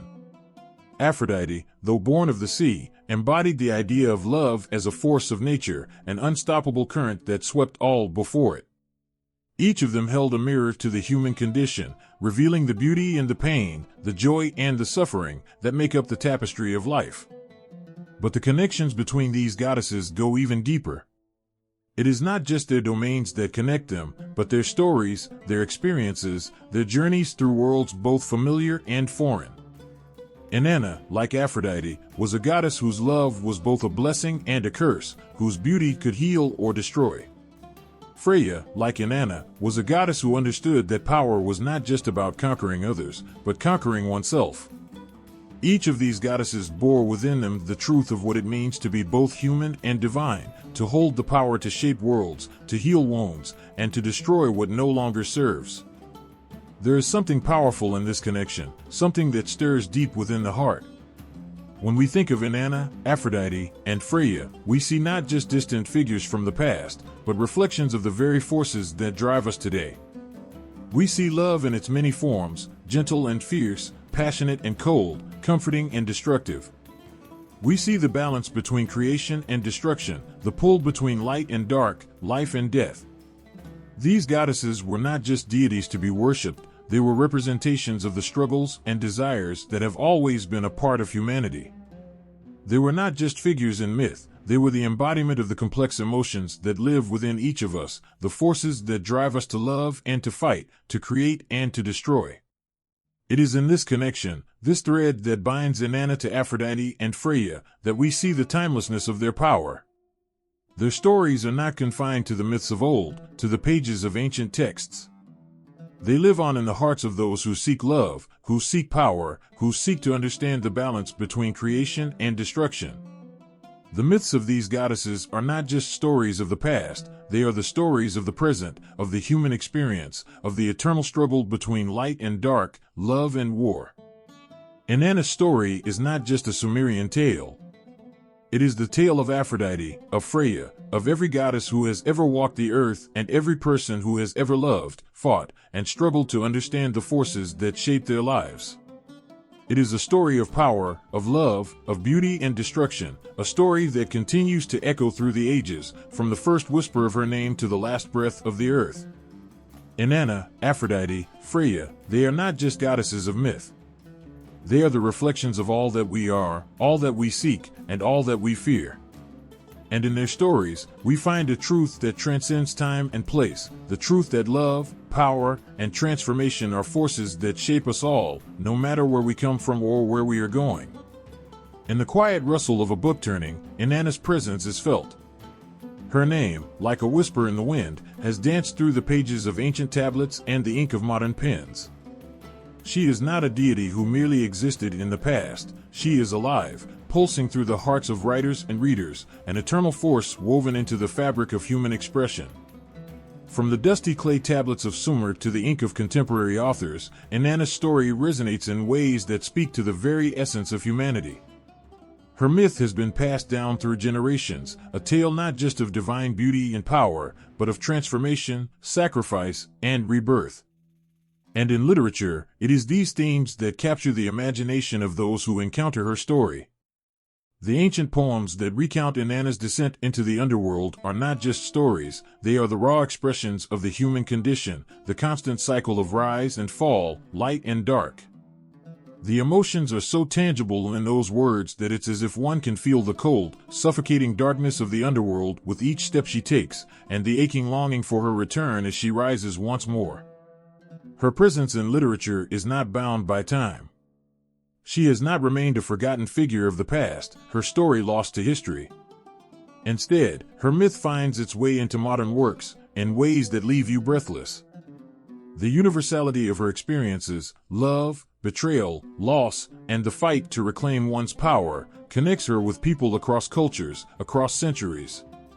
The world may have changed, but the essence of Inanna, the goddess who walked the path of suffering and returned stronger, remains the same.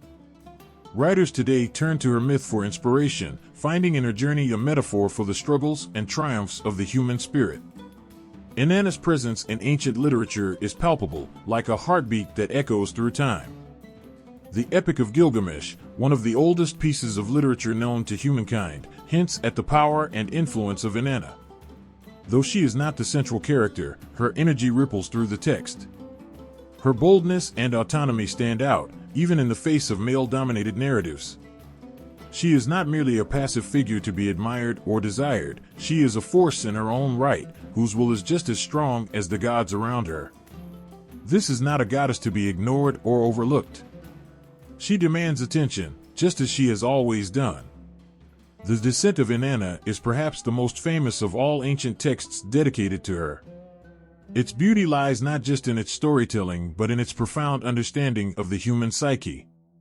Inanna's journey into the underworld is not merely a descent into a physical realm, it is a symbolic journey into the depths of the self, into the heart of darkness. As she removes her garments, one by one, it is as if she is shedding the layers of the ego, the masks that we wear, to face the deepest parts of ourselves. It is an emotional stripping, an exposure of vulnerabilities that will touch anyone who has ever felt the weight of the world on their shoulders. The words written thousands of years ago speak directly to those of us who struggle with our own darkness, reminding us that even in the face of despair, there is always the possibility of rebirth. In modern literature, Inanna's myth continues to resonate. She is reimagined, transformed, and reborn in the stories of today. Inanna's story is one of resilience, a reminder that every fall is followed by a rise, every dark night by the dawn. Writers often use her myth to explore themes of personal transformation and the journey of the self. There is a rawness in her story that connects with readers. No matter how many millennia separate them from the goddess, they feel as though they are walking beside her, experiencing the same struggles, the same triumphs. Her story has found its place not only in mythology books, but in works of fiction, poetry, and essays. From the pages of classic novels to the voices of contemporary poets, Inanna's essence is everywhere. In the poetry of today, she is invoked to speak about strength, femininity, and the eternal dance between light and dark. She is a symbol of power and independence, but also of vulnerability and the strength that comes from embracing that vulnerability. The way she is written about today, with reverence and awe, reflects the truth of her character. Inanna is not just a goddess for the ancients, but a goddess for all times, a figure whose journey speaks to the soul of every person, regardless of era or culture. In modern literature, there is often a deep sense of empathy that comes with the retelling of Inanna's myth. Writers capture not just her beauty and strength, but her pain, her struggles, her descent into the abyss. Inanna is portrayed as a woman who dares to face the impossible, to go where no one dares to tread. Her transformation, her death and resurrection, becomes a metaphor for the universal cycle of loss and renewal. This deeply emotional journey connects with readers on a personal level. Each retelling of her myth becomes a reflection of our own lives, our own battles, and our own hopes for rebirth. But it is not just the poets and novelists who have embraced Inanna. Scholars, too, have found in her myth a rich source of meaning, exploring how her story reflects the human search for identity, power, and love. Essays have been written that analyze her character, examining her complexity and her role in the larger narrative of the divine. Some see her as a symbol of the triumph of the feminine, a goddess who refuses to be confined by the roles and expectations of her time. Others view her as a symbol of the eternal struggle between life and death, creation and destruction. The ways in which Inanna has been interpreted over time demonstrate the deep resonance of her myth. Even in the world of visual art, Inanna's influence is felt. Artists, too, are drawn to her story, to the image of a powerful goddess who dares to confront her fears and face the darkness within. Her image appears in paintings, sculptures, and illustrations, each interpretation capturing a different facet of her essence. She is often depicted in a way that conveys both her beauty and her fierceness, the dual nature that makes her such a compelling figure. Inanna is not just a figure to be admired from afar, she is a force to be reckoned with, one whose presence is felt in every corner of the creative world. In every page turned, Inanna's story lives on. She is not merely a figure from ancient times, but a goddess who transcends history, who speaks to the hearts of those who read about her and those who lived through her. The emotions she stirs, the awe, the fear, the wonder, are the same emotions that readers and writers feel today. The connection is undeniable. Inanna is more than just a character in ancient mythology. She is a force that lives and breathes in the stories of today, a timeless presence that continues to inspire and transform. Her myth is not just a tale, it is a living, breathing testament to the power of storytelling, and to the enduring power of a goddess who dares to face the darkness and rise again. There was a time when the people of Sumer would kneel in the shadow of her temple, whispering her name with reverence. Inanna, the goddess who had once ruled the skies, the earth, and the hearts of her followers, now stood in the silence of forgotten histories. It was not a sudden silence, but a slow, painful withdrawal, like the fading of a once vibrant star. The prayers that had once filled the air with fervor now seemed like distant echoes, fading into the winds of time. In the bustling streets of ancient Ur, the flicker of oil lamps would have once been accompanied by the soft hum of hymns dedicated to Inanna. Her name was everywhere, in the hearts of the people, in the symbols etched into clay, in the hands that crafted beautiful, sacred jewelry in her honor. But with the passing of years, those same streets became quieter, the sacred sounds of devotion drowned out by the march of new ideas, new gods, and the inevitable passage of time. Slowly, the temples that once stood as grand monuments to Inanna's might began to crumble. The incense burned in her honor ceased to waft into the air. Her once glorious hymns were replaced by new chants, new divine figures. Inanna, once an unstoppable force, became a shadow, her name no longer on the lips of the people who had once adored her. It is said that every god or goddess has a moment when their power wanes, when the world shifts beneath their feet and the adoration they once commanded fades. Inanna's decline was not marked by a single dramatic event, but by the slow erosion of time and faith.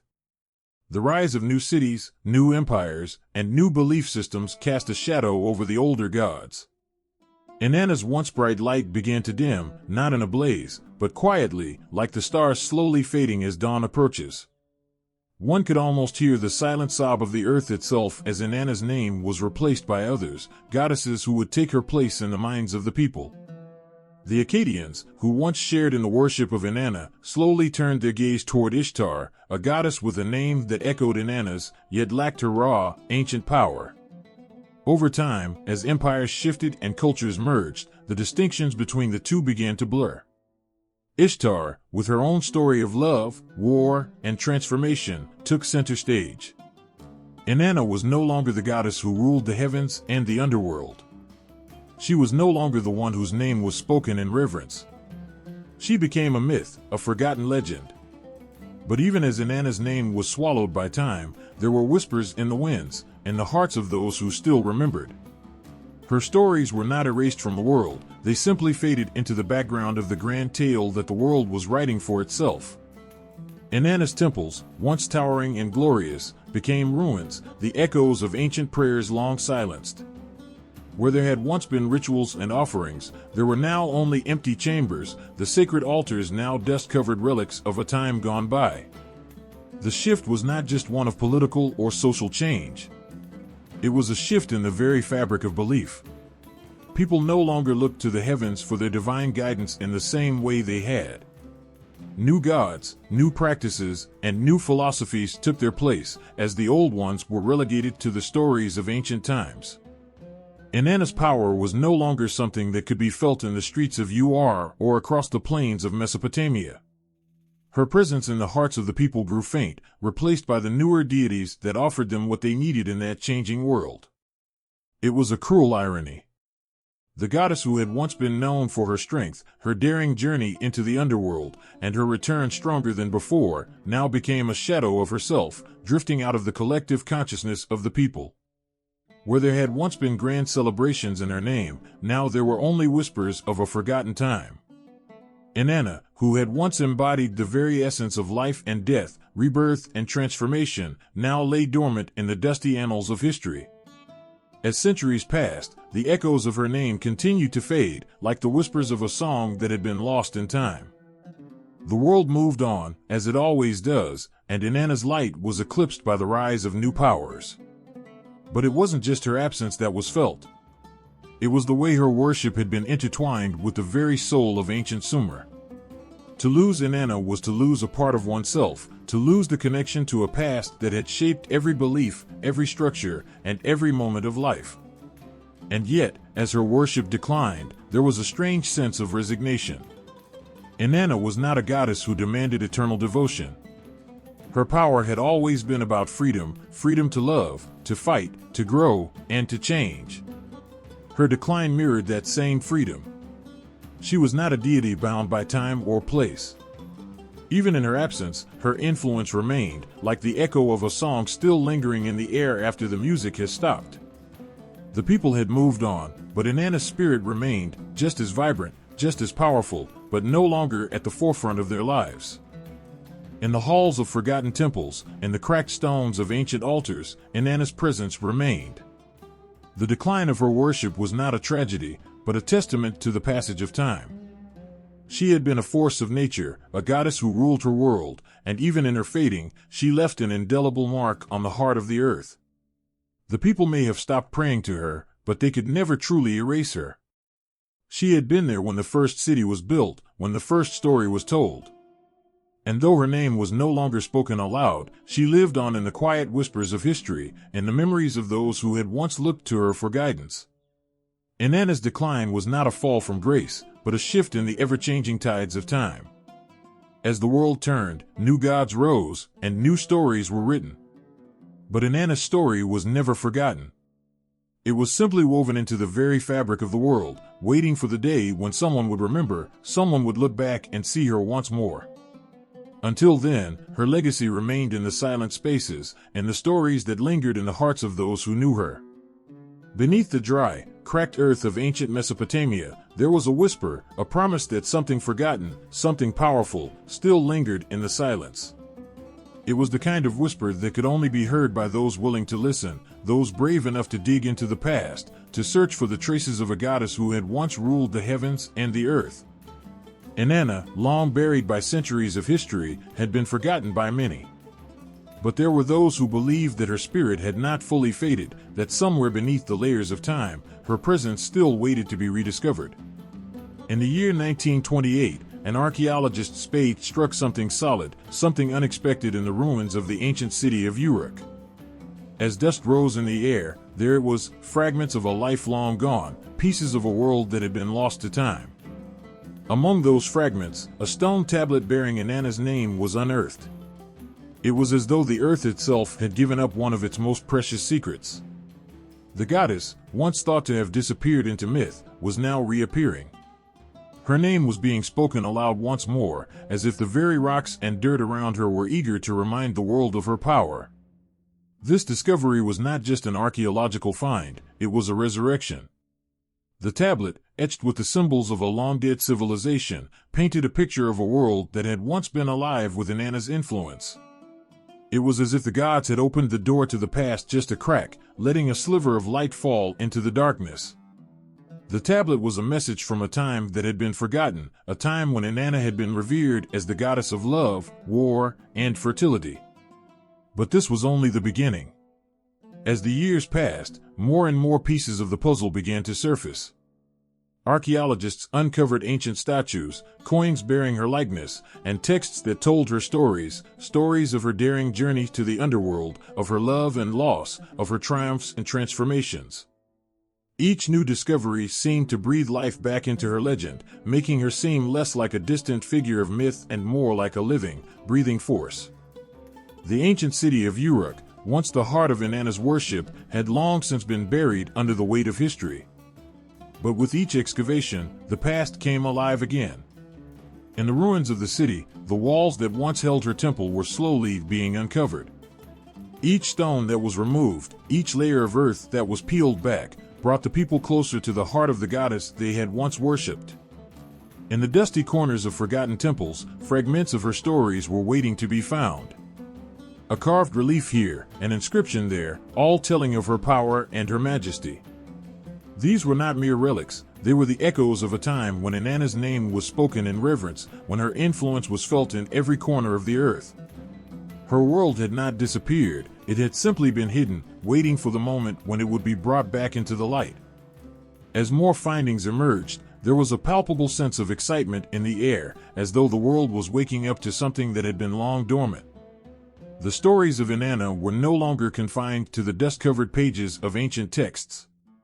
They were being brought back to life, reshaped and reimagined by the hands of modern scholars and archaeologists. Inanna's name was once again on the lips of those who sought to understand her, who sought to bring her back into the collective consciousness of the world. But the rediscovery of Inanna was not just about ancient artifacts and texts. It was about the way her story touched the hearts of those who unearthed it. Every tablet, every statue, every inscription was a reminder that the past was not truly gone, it was alive, it was breathing, and it was waiting for the world to remember. The story of Inanna was a story of love, loss, and triumph, a story that could resonate with anyone, anywhere, at any time. For those who stood at the edge of her ancient temples, who held her statues in their hands, there was a sense of awe that could not be easily described. It was as if they were standing on the threshold of something sacred, something timeless. Inanna's transformation from a forgotten goddess to a living presence in the world once more was nothing short of miraculous. The earth had held on to her, and now it was giving her back. The rediscovery of Inanna was not just an academic exercise, it was a spiritual awakening. In a world that often felt disconnected from its past, these findings provided a bridge to something greater. The goddess, with her fierce independence and her unyielding strength, was not just a figure of ancient history, she was a symbol of the eternal power that lay in the human spirit. Her story was not just the story of a goddess, it was the story of humanity itself. As the pieces of her world were pieced together, one could almost hear the faint hum of her voice, echoing through the ruins. She was there, in the fragments of clay, in the broken statues, in the faded inscriptions. She was not gone. She had only been waiting. waiting for the world to remember her. Inanna's rediscovery was not a moment in time. It was a reminder that the past was never truly lost, that the echoes of those who came before us still reverberate in the world around us. Her presence, though buried for centuries, was never truly gone. It had simply been hidden, waiting to be found again by those with the courage to search, to listen, and to believe. With each discovery, Inanna's world became more real, more tangible. Her voice, once silent, was beginning to be heard again. The goddess of love, war, and transformation was no longer just a myth. She was a living, breathing part of the story of humanity, a story that was still unfolding. And as the world continued to turn, as the dust of history settled, Inanna's name would continue to echo in the hearts of those who chose to remember. The evening sun cast its final golden rays across the ancient city of Ur, where the hum of life had long since quieted, and the wind whispered secrets of the past. Yet, on the stone walls of the temple, one name echoed louder than the rest, Enheduanna.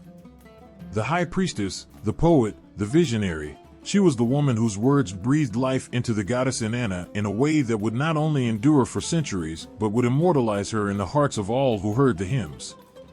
In the silent, sacred halls of the temple, Enheduanna stood, holding her lyre, her voice carrying through the chambers as she began to sing. Each note vibrated through the stones, filling the air with the weight of her devotion. She was no mere servant of the gods, she was the voice of the divine, speaking for Inanna, singing her praises in a way that made her presence palpable. With each word, Enheduanna wove a tapestry of beauty, power, and grace, transforming Inanna from a distant deity into a force that could be felt in the very marrow of those who heard her name. The hymns that Enheduanna wrote were not just songs, they were prayers, spells that wrapped themselves around the soul of anyone who listened. Through her words, Inanna was not just a goddess of war and love, she was an immortal, living being who could hear the cries of her followers and respond with compassion, power, and mercy. The people of Ur did not need to merely look to the heavens for Inanna's power, they could feel her in their hearts, in their lives, through Enheduanna's lyrics. The high priestess's devotion to Inanna went beyond mere adoration. She saw Inanna as a mirror of her own struggles, her own victories. Enheduanna, as a woman in a world ruled by men, had felt the sharp sting of powerlessness. Yet, when she sang of Inanna, she found her own strength. Her words became a bridge between the human and the divine, between the vulnerable and the powerful. Inanna, for Enheduanna, was not only a goddess to be worshipped, she was a reflection of every woman who had fought, suffered, loved, and triumphed. And through her hymns, Enheduanna poured herself into the goddess, offering her soul in the same way that Inanna had once offered herself to the world. The rhythm of Enheduanna's songs mirrored the pulse of the earth itself, steady, strong, unyielding. As her voice rose, so did the hearts of her listeners. They had heard the stories of Inanna's descent into the underworld, her battle for her identity, her defiance against the forces that sought to strip her of her power. Enheduanna's hymns gave those stories a voice that could not be ignored. The songs did not simply recount history, they breathed life into it. They made Inanna real. And as long as Enheduanna's voice echoed through the walls of the temple, Inanna's spirit would never fade. But the power of Enheduanna's words wasn't confined to the temple. Her hymns traveled far beyond the stone walls, reaching the ears of those who lived in distant lands. Her words spread like wildfire, carried by merchants, travelers, and priests to every corner of the ancient world. Enheduanna's voice became the voice of Inanna herself. As her hymns crossed borders, so did the goddess's influence. The strength and beauty of Inanna became a symbol of power, of grace, and of survival, thanks to Enheduanna's unwavering belief in her. Enheduanna, through her songs, had created a legacy, a bridge between the divine and the mortal. She immortalized Inanna in a way that no king, no ruler, no conqueror could ever hope to achieve. Her hymns were not just songs sung to pass the time, they were the lifeblood of a culture, the force that kept the goddess alive in the hearts of the people. Through Enheduanna's words, Inanna was more than a distant, unreachable figure. She was a part of the world, a part of the people, and a part of the earth itself. Inanna's tale, as told by Enheduanna, was not just one of triumph and power, it was one of vulnerability and resurrection. The goddess's journey into the underworld and her return to the land of the living symbolized not just her divine nature, but the very human experience of loss and renewal. And in the writing of these hymns, Enheduanna captured that essence, the fear of losing everything, the pain of transformation, and the hope of rebirth. It is said that when Enheduanna sang her hymns, she became one with Inanna. The goddess's presence was not merely felt, it was lived. Enheduanna was more than just a poet, she was a conduit, a vessel through which the goddess's spirit flowed. She did not just speak of Inanna's power, she channeled it. When Enheduanna sang of Inanna's beauty, it was as if the goddess herself stood beside her. When Enheduanna sang of Inanna's wrath, it was as though the earth itself trembled in fear. The depth of Enheduanna's devotion was clear in every word she wrote. Her hymns were not just praise, they were pleas, prayers, and promises. In them, she captured not only the grandeur of Inanna but also her intimacy. She portrayed the goddess as a lover, a warrior, a mother, and a friend. Enheduanna's relationship with Inanna was personal, profound. The hymns became a testament to their bond, an eternal link between the mortal and the divine. As the centuries passed and the temple of Uar fell into ruin, the hymns of Enheduanna endured. Her words lived on in the hearts of those who read them, in the minds of scholars who studied them, in the songs of those who sought to remember. Inanna's story, preserved in the sacred texts of Enheduanna, became more than myth, it became a truth that could never be erased. Through her hymns, Enheduanna ensured that Inanna would never be forgotten, that her spirit would continue to rise, again and again, as it had in the past. Every time someone spoke Inanna's name, they were speaking Enheduanna's words. And in that moment, the high priestess's voice lived on, alive, powerful, unyielding, just as it had been in the sacred halls of Uar. Enheduanna had given her all to the goddess, and in return, she had become immortal. Not just through the temples, not just through the statues and inscriptions, but through the very souls of those who had felt her voice, who had heard the hymn that made them remember. Enheduanna had written the eternal song of Inanna. And that song would never fade. In the quiet, dimly lit art galleries of modern cities, where the world is still, and the only sound is the shuffle of footsteps on marble floors, Inanna's gaze lingers.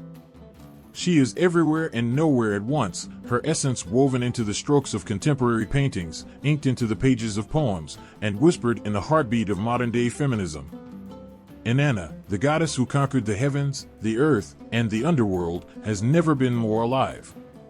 Her power, her story, transcends time, breathing through the pages of today's books and the brushstrokes of today's artists. But how? A painting hangs on the wall, bold, fierce, and untamed. It depicts Inanna, standing tall and unyielding, eyes alight with the fire of the sun, her body poised in a stance of defiance. The artist, a woman, holds a brush, but in that moment, she is not just the creator of a painting, she is Inanna herself. The painting isn't just an image, it's a declaration. It's a cry that resonates with the struggles, the victories, and the pain of women across the globe.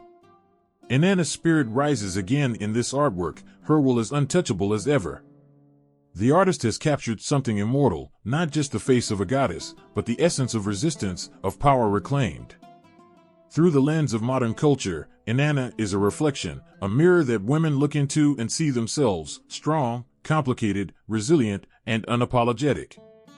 She is not a figure from the past, she is a living, breathing symbol that is as real as the woman standing before the canvas, questioning her place in the world. Inanna's transformation, her ascent from the underworld, is not just a tale of myth.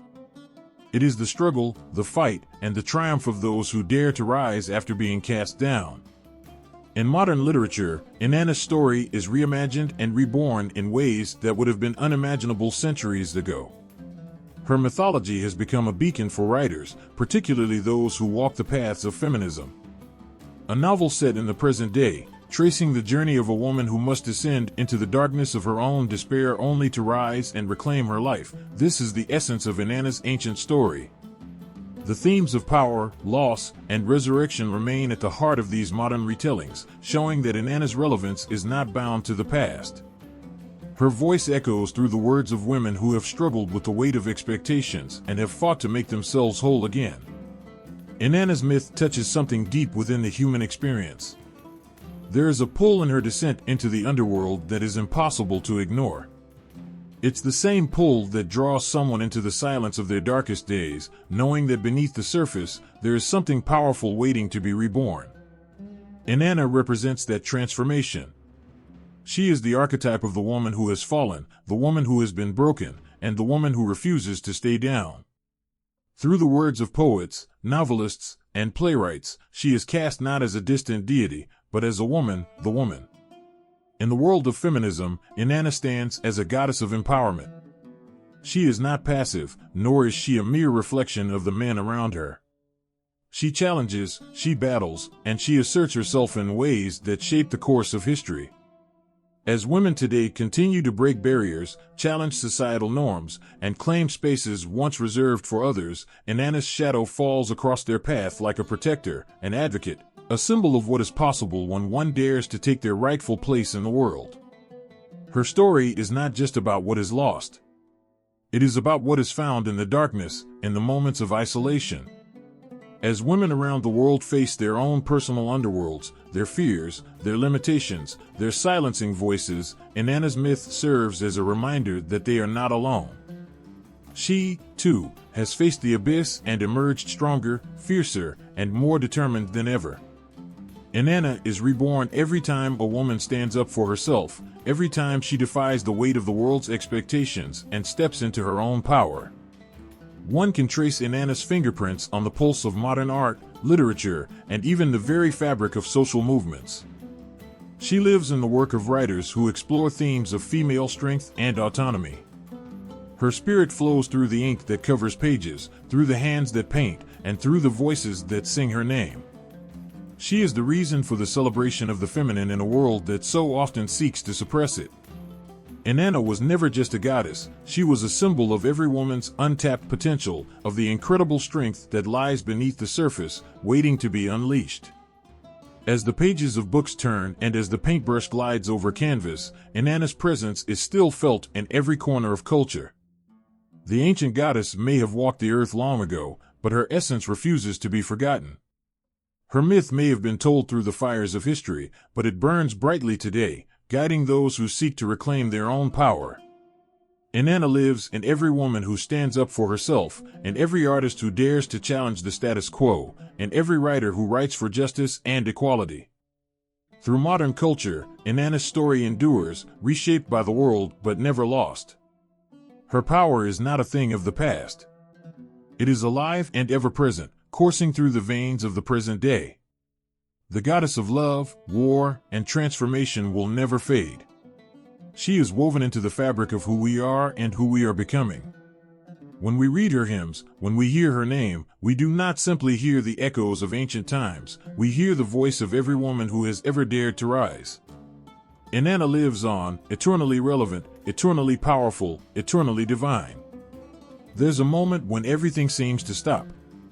It's the calm before a storm. The silence of a waiting world.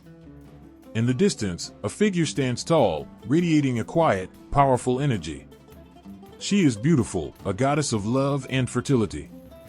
Her grace seems to hold the very universe in balance. But as she steps forward, there's something else, something deeper, darker, and more unsettling. Inanna, the goddess of many faces, is not simply the loving protector of life. She is the harbinger of destruction, too. The same hands that nurture can just as easily destroy. The moonlight shimmers on her face as she gazes into the heavens, the stars dancing at her command.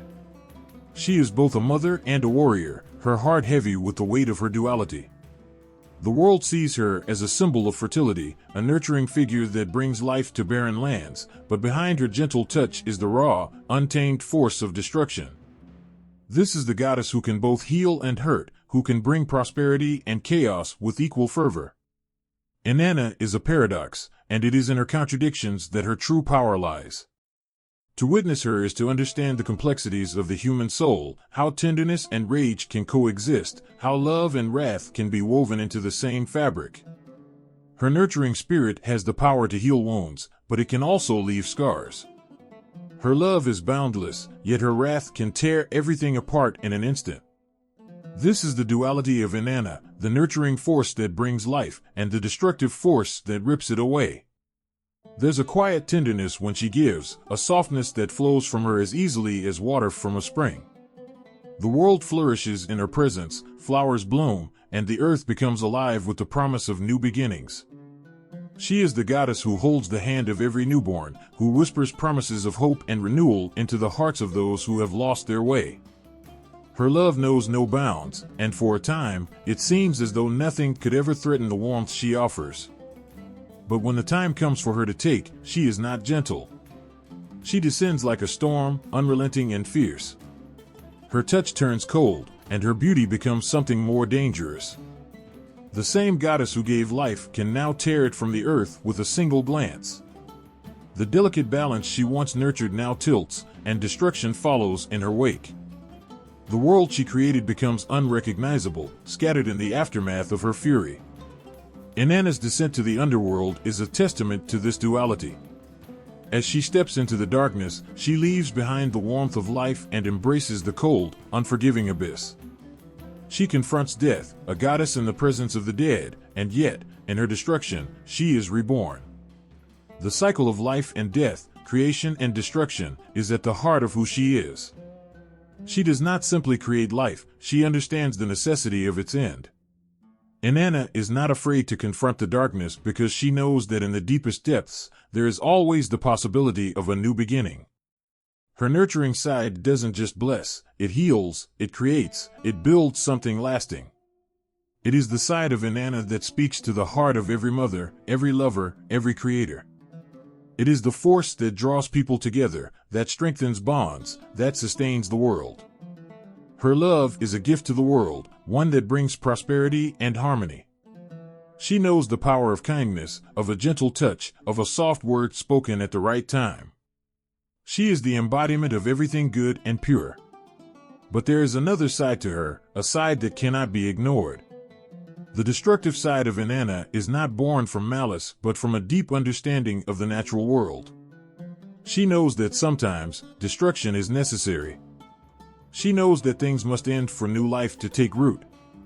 Her destructive nature is not chaos for chaos' sake, it is the fierce cleansing that allows new growth. She is not the destroyer simply to watch the world burn, she is the one who burns away the old to make way for something new. Inanna's power comes from her ability to embrace both sides of her nature, the nurturing and the destructive. It is this balance that makes her such a formidable force. Her love is fierce, and so is her wrath. When she stands in her full power, it is as though the very forces of the universe bend to her will. The earth is both her canvas and her battlefield, and she is both the painter and the warrior. There's something deeply human about Inanna's duality. She is a goddess who knows what it means to love fiercely and to fight for what is hers. Her nurturing side is a reflection of the love and care that many people, especially women, show to the world around them. But her destructive side speaks to the power that lies dormant in everyone, the strength to destroy what no longer serves, to tear down the walls that hold us back, and to make space for new possibilities. Inanna is not just a goddess, she is a reflection of the wild, untamed nature of the human spirit. In the end, it is Inanna's duality that makes her so powerful. She is not simply one thing.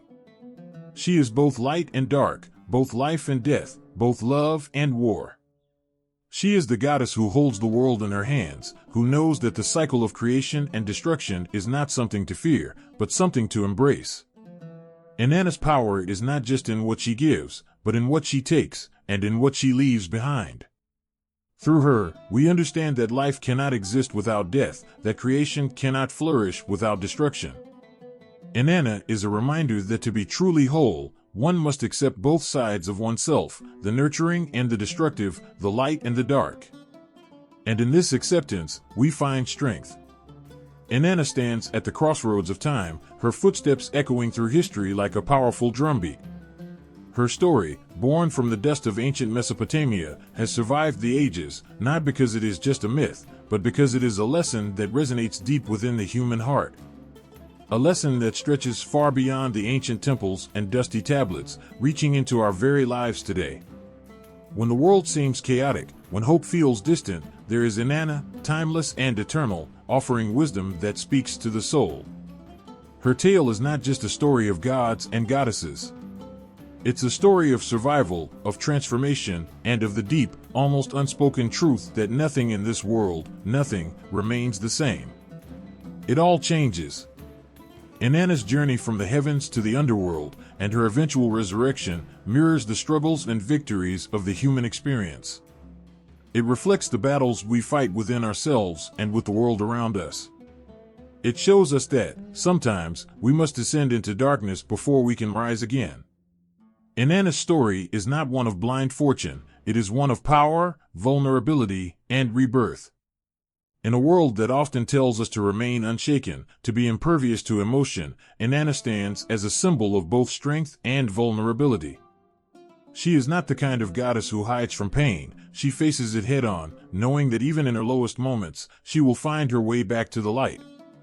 This is a message that so many of us need to hear in a world that demands we be perfect, that expects us to stand tall without ever faltering. Inanna reminds us that it is okay to feel, to fall, to lose ourselves. It is what we do after that matters. She is a goddess of contradictions. Inanna teaches us that we are allowed to be many things, soft and strong, loving and fierce, joyful and sorrowful. She reminds us that duality is not weakness but power. For those of us who struggle with the conflicting parts of ourselves, who wonder if it's possible to be both nurturing and fierce, gentle and strong, Inanna's lessons are a balm to the soul. Her duality is her strength, and in accepting both parts of ourselves, we find our own power. As the world becomes more fractured and divided, Inanna's story urges us to remember the importance of connection, both to each other and to ourselves. She shows us that no matter how far we fall, no matter how dark the path ahead, there is always the potential for rebirth. Inanna's descent to the underworld is not just a journey into darkness, it is a journey toward understanding the depths of her own soul. It is a reminder that within every hardship, there lies the seed for transformation.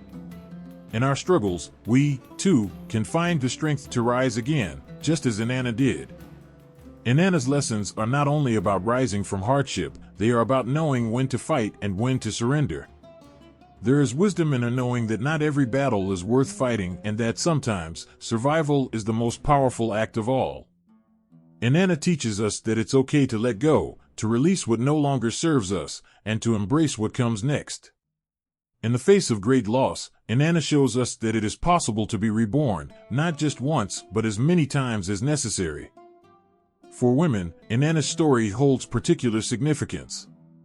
In a world that often tries to suppress feminine power, Inanna is the embodiment of that raw, untamed strength. She is the goddess who commands the heavens, who inspires fear in those who dare cross her, but also the one who nurtures life and love. Her lessons teach women that they are allowed to be powerful, to embrace their fullness, to not shrink from the world. Inanna's power does not come from her appearance or her beauty, but from her ability to embrace every part of herself, her contradictions, her strengths, and her vulnerabilities.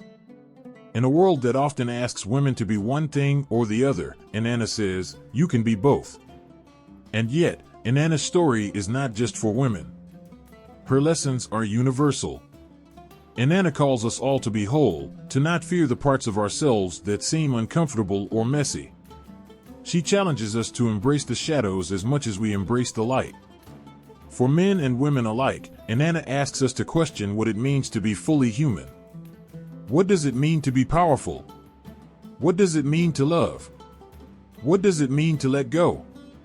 Inanna teaches us that the answers are not easy, but they are always worth seeking. There is a quiet strength in knowing that no matter how far we fall, we have the power to rise. Inanna's story is not just about the moments of triumph, but the moments of loss, and the realization that through loss comes change. Through change comes growth. Through growth comes wisdom. She teaches us that there is no end, only beginnings. The world may take from us, but it cannot take everything. The seeds of who we are always with us, ready to be nurtured and reborn. As the world moves faster and faster, as the noise grows louder and the struggles more intense, Inanna's story is a gentle reminder to slow down and listen, to listen to the wisdom of the earth, the wisdom of our hearts, and the wisdom of our ancestors. Inanna reminds us that we are never alone, that we carry within us the stories of those who came before, and we have the strength to write our own story. Her lessons transcend time and place, and they call us to be courageous in our own lives, to accept the darkness as part of our journey, and to trust that in the end, we will rise again. Inanna's wisdom is eternal, and her lessons are as needed today as they ever were. The world has changed, but the human heart remains the same. We still face battles. We still feel pain. But we also still have the capacity for love, for change, and for rebirth. Just like Inanna, we can face the storm, we can embrace our contradictions, and we can rise again, stronger than before. There are moments when the world seems too heavy, too harsh, and all we want is to understand the deeper meaning behind the struggles we face. In those moments, the stories of ancient goddesses like Inanna don't just echo across time, they reach into the heart, offering wisdom that resonates on a soul-deep level. Inanna's myths are not just tales of divine beings, they are reflections of the human experience, whispers of something deeper that we all carry within us, whether we acknowledge it or not. Her story is not about a goddess floating above the earth, untouched by human pain. No, Inanna's myth is raw and real, as it intertwines joy and sorrow, power and vulnerability, love and loss. When Inanna descends into the underworld, she doesn't just face external forces, she confronts her own inner darkness. The doors of the underworld are not simply physical gates, they are symbols of the trials we all face. The darkness within us, the fears we bury, the emotions we push aside, all of these are the underworld that Inanna courageously steps into. And in that dark descent, Inanna's vulnerability becomes her strength. It is in the shedding of her garments, the symbols of her power and identity, that she finds her truest self. Stripped down, humbled, she is forced to confront the rawest parts of her being. This moment speaks volumes about the human condition. How many times do we, too, feel as though we must shed parts of ourselves, whether it's the roles we play for others or the facades we wear to protect ourselves? Inanna's act of shedding, of being vulnerable, is a mirror for us all, a reminder that true strength doesn't come from perfection or invulnerability, but from embracing who we are, even when we're bare, even when we're broken. Her journey into the underworld, then, becomes a symbol of the emotional and spiritual journeys we all must take. It's not a journey that anyone chooses willingly. We all have our own underworlds, moments of despair, grief, or confusion that feel impossible to navigate. And yet, Inanna shows us that there is power in that darkness, in the moments when we are at our lowest, for it is from those moments that we rise. She teaches us that the road to redemption is not about avoiding pain, but about embracing it, learning from it, and using it to become stronger. The journey may be hard, but it is not without purpose. Inanna's time in the underworld is not without consequence. She cannot return from the depths without sacrifice. It is in this moment that we see the price of transformation, of growth. Nothing comes without a cost, and Inanna's story reflects the deep truth that every step toward enlightenment, every step toward personal growth, requires shedding something. The old must die for the new to emerge. The strength to rise again comes from understanding this universal law of life. And then, just as we think the darkness has swallowed her whole, Inanna does what no one expects, she rises again. This is where her story takes on a deeper, more profound meaning. Her resurrection is not just a divine act, it is a representation of rebirth, of new beginnings. It is the ultimate symbol of hope. How often do we feel as though we've been buried by the weight of life's challenges? How many times do we think there is no way back, no way out? Inanna's resurrection reminds us that no matter how deep we fall, no matter how broken we feel, there is always the potential for new life. We are never truly lost, we are simply in a state of becoming. Inanna's myth doesn't just speak of life and death, it speaks of duality. She is both the nurturing goddess of love and fertility, and the fierce, destructive force of war and chaos. This dual nature is what makes her so relatable, so human. It is a reminder that we, too, are complex beings, capable of holding multiple truths within us. We are not simply one thing. We are both light and dark, soft and hard, gentle and fierce. Inanna teaches us that there is no shame in embracing every side of ourselves. In fact, it is through embracing all parts of our nature that we come to know our true power. Her story is also one of agency. Inanna is not a passive goddess waiting to be saved or protected. She is active, purposeful, and in control of her destiny. When she descends into the underworld, she does so willingly. She chooses to face the darkness, to confront the unknown. Inanna teaches us that we, too, must take ownership of our lives. We cannot wait for others to act on our behalf, nor can we shy away from the hard choices. Like Inanna, we must choose to step forward, even when the path is uncertain, even when the stakes are high. Inanna's myth offers so many layers of meaning, all of them deeply human. But perhaps the most important lesson she teaches us is the importance of transformation. We all go through periods of hardship, loss, or pain, but Inanna shows us that these moments are not the end. They are part of a cycle of constant transformation, growth, and renewal. The goddess does not stay in the underworld, she rises. And we, too, can rise from our own struggles, shedding old versions of ourselves and emerging more whole, more powerful, and more in tune with who we are meant to be. As Inanna's story resonates through the ages, we realize that it is not simply her divine nature that we connect with, it is her humanity. Her myth speaks to the struggles, the losses, and the triumphs that we all face. And in her rise from the ashes, we find the courage to rise ourselves, to embrace the darkness and light within, and to transform into something even greater than we were before. Inanna's myth is more than just a story. It is a reflection of the journey we all walk. Inanna. The name carries a weight, an energy, a story that pulses through time. She is a figure who straddles both the light and the dark, the nurturing and the destructive. She is love and war, beauty and chaos, joy and grief, all woven into one being. To reflect on Inanna is to reflect on the deepest parts of ourselves, the parts we often keep hidden, even from our own eyes. And yet, it is those parts that shape us, define us, and allow us to rise when we fall. When the storms of life rage, when the weight of the world presses us down, there is a quiet strength in remembering her story. There is a comfort in knowing that Inanna, too, faced trials. She too was stripped bare, forced to confront her own fears, and stood at the edge of the abyss. But she did not falter. She did not crumble. She faced the darkness head-on, knowing that even in the depths of despair, there is power waiting to be reclaimed.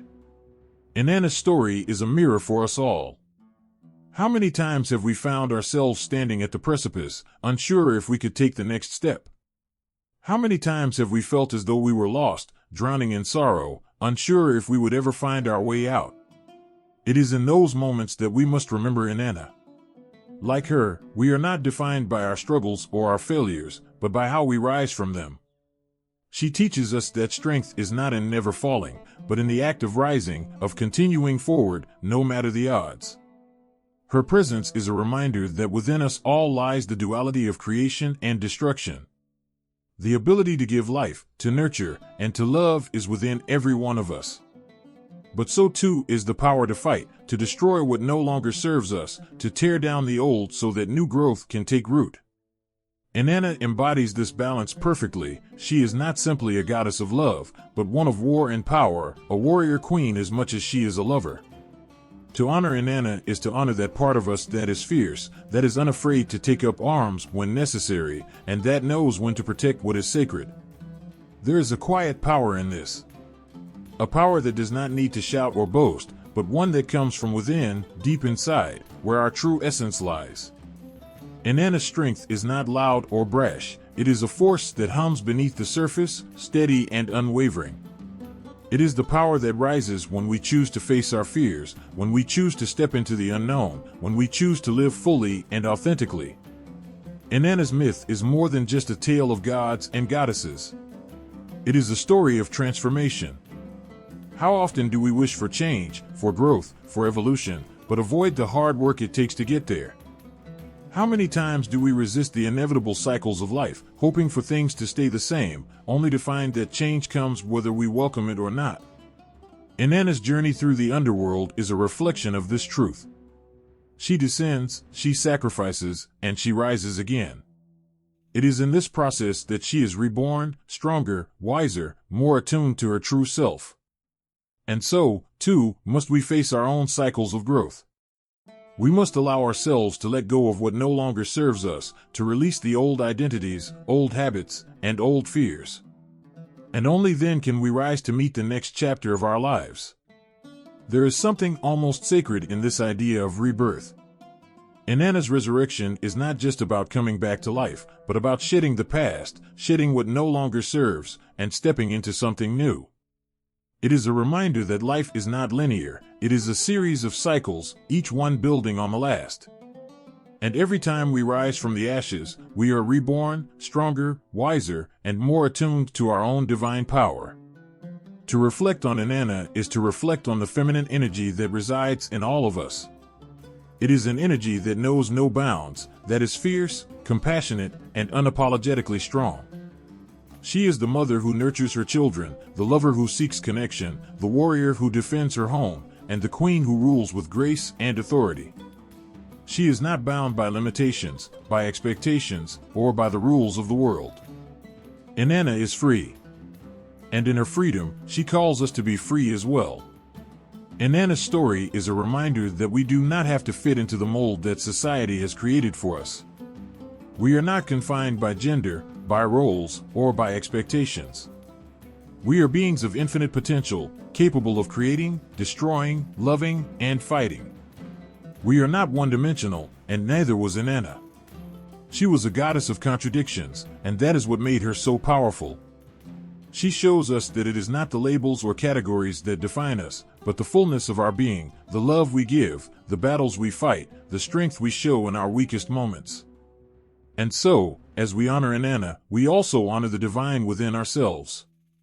We honor the parts of us that are brave and bold, the parts that are tender and loving, the parts that rise from the ashes, and the parts that are unafraid to fight for what we believe in. Inanna's story is a reflection of the human spirit, of the complexities and contradictions that make us who we are. She teaches us that we are not just one thing, but everything we choose to be. We are love, we are war, we are creation, and we are destruction. We are everything, and it is through embracing all of these aspects that we come into our full power. Inanna's tribute is not just a story to be told, it is a call to action. A call to remember the strength within us, to rise from the darkest depths, to shed the old, and to embrace the new. It is a call to stand tall, to love fiercely, and to fight when necessary. It is a call to be free.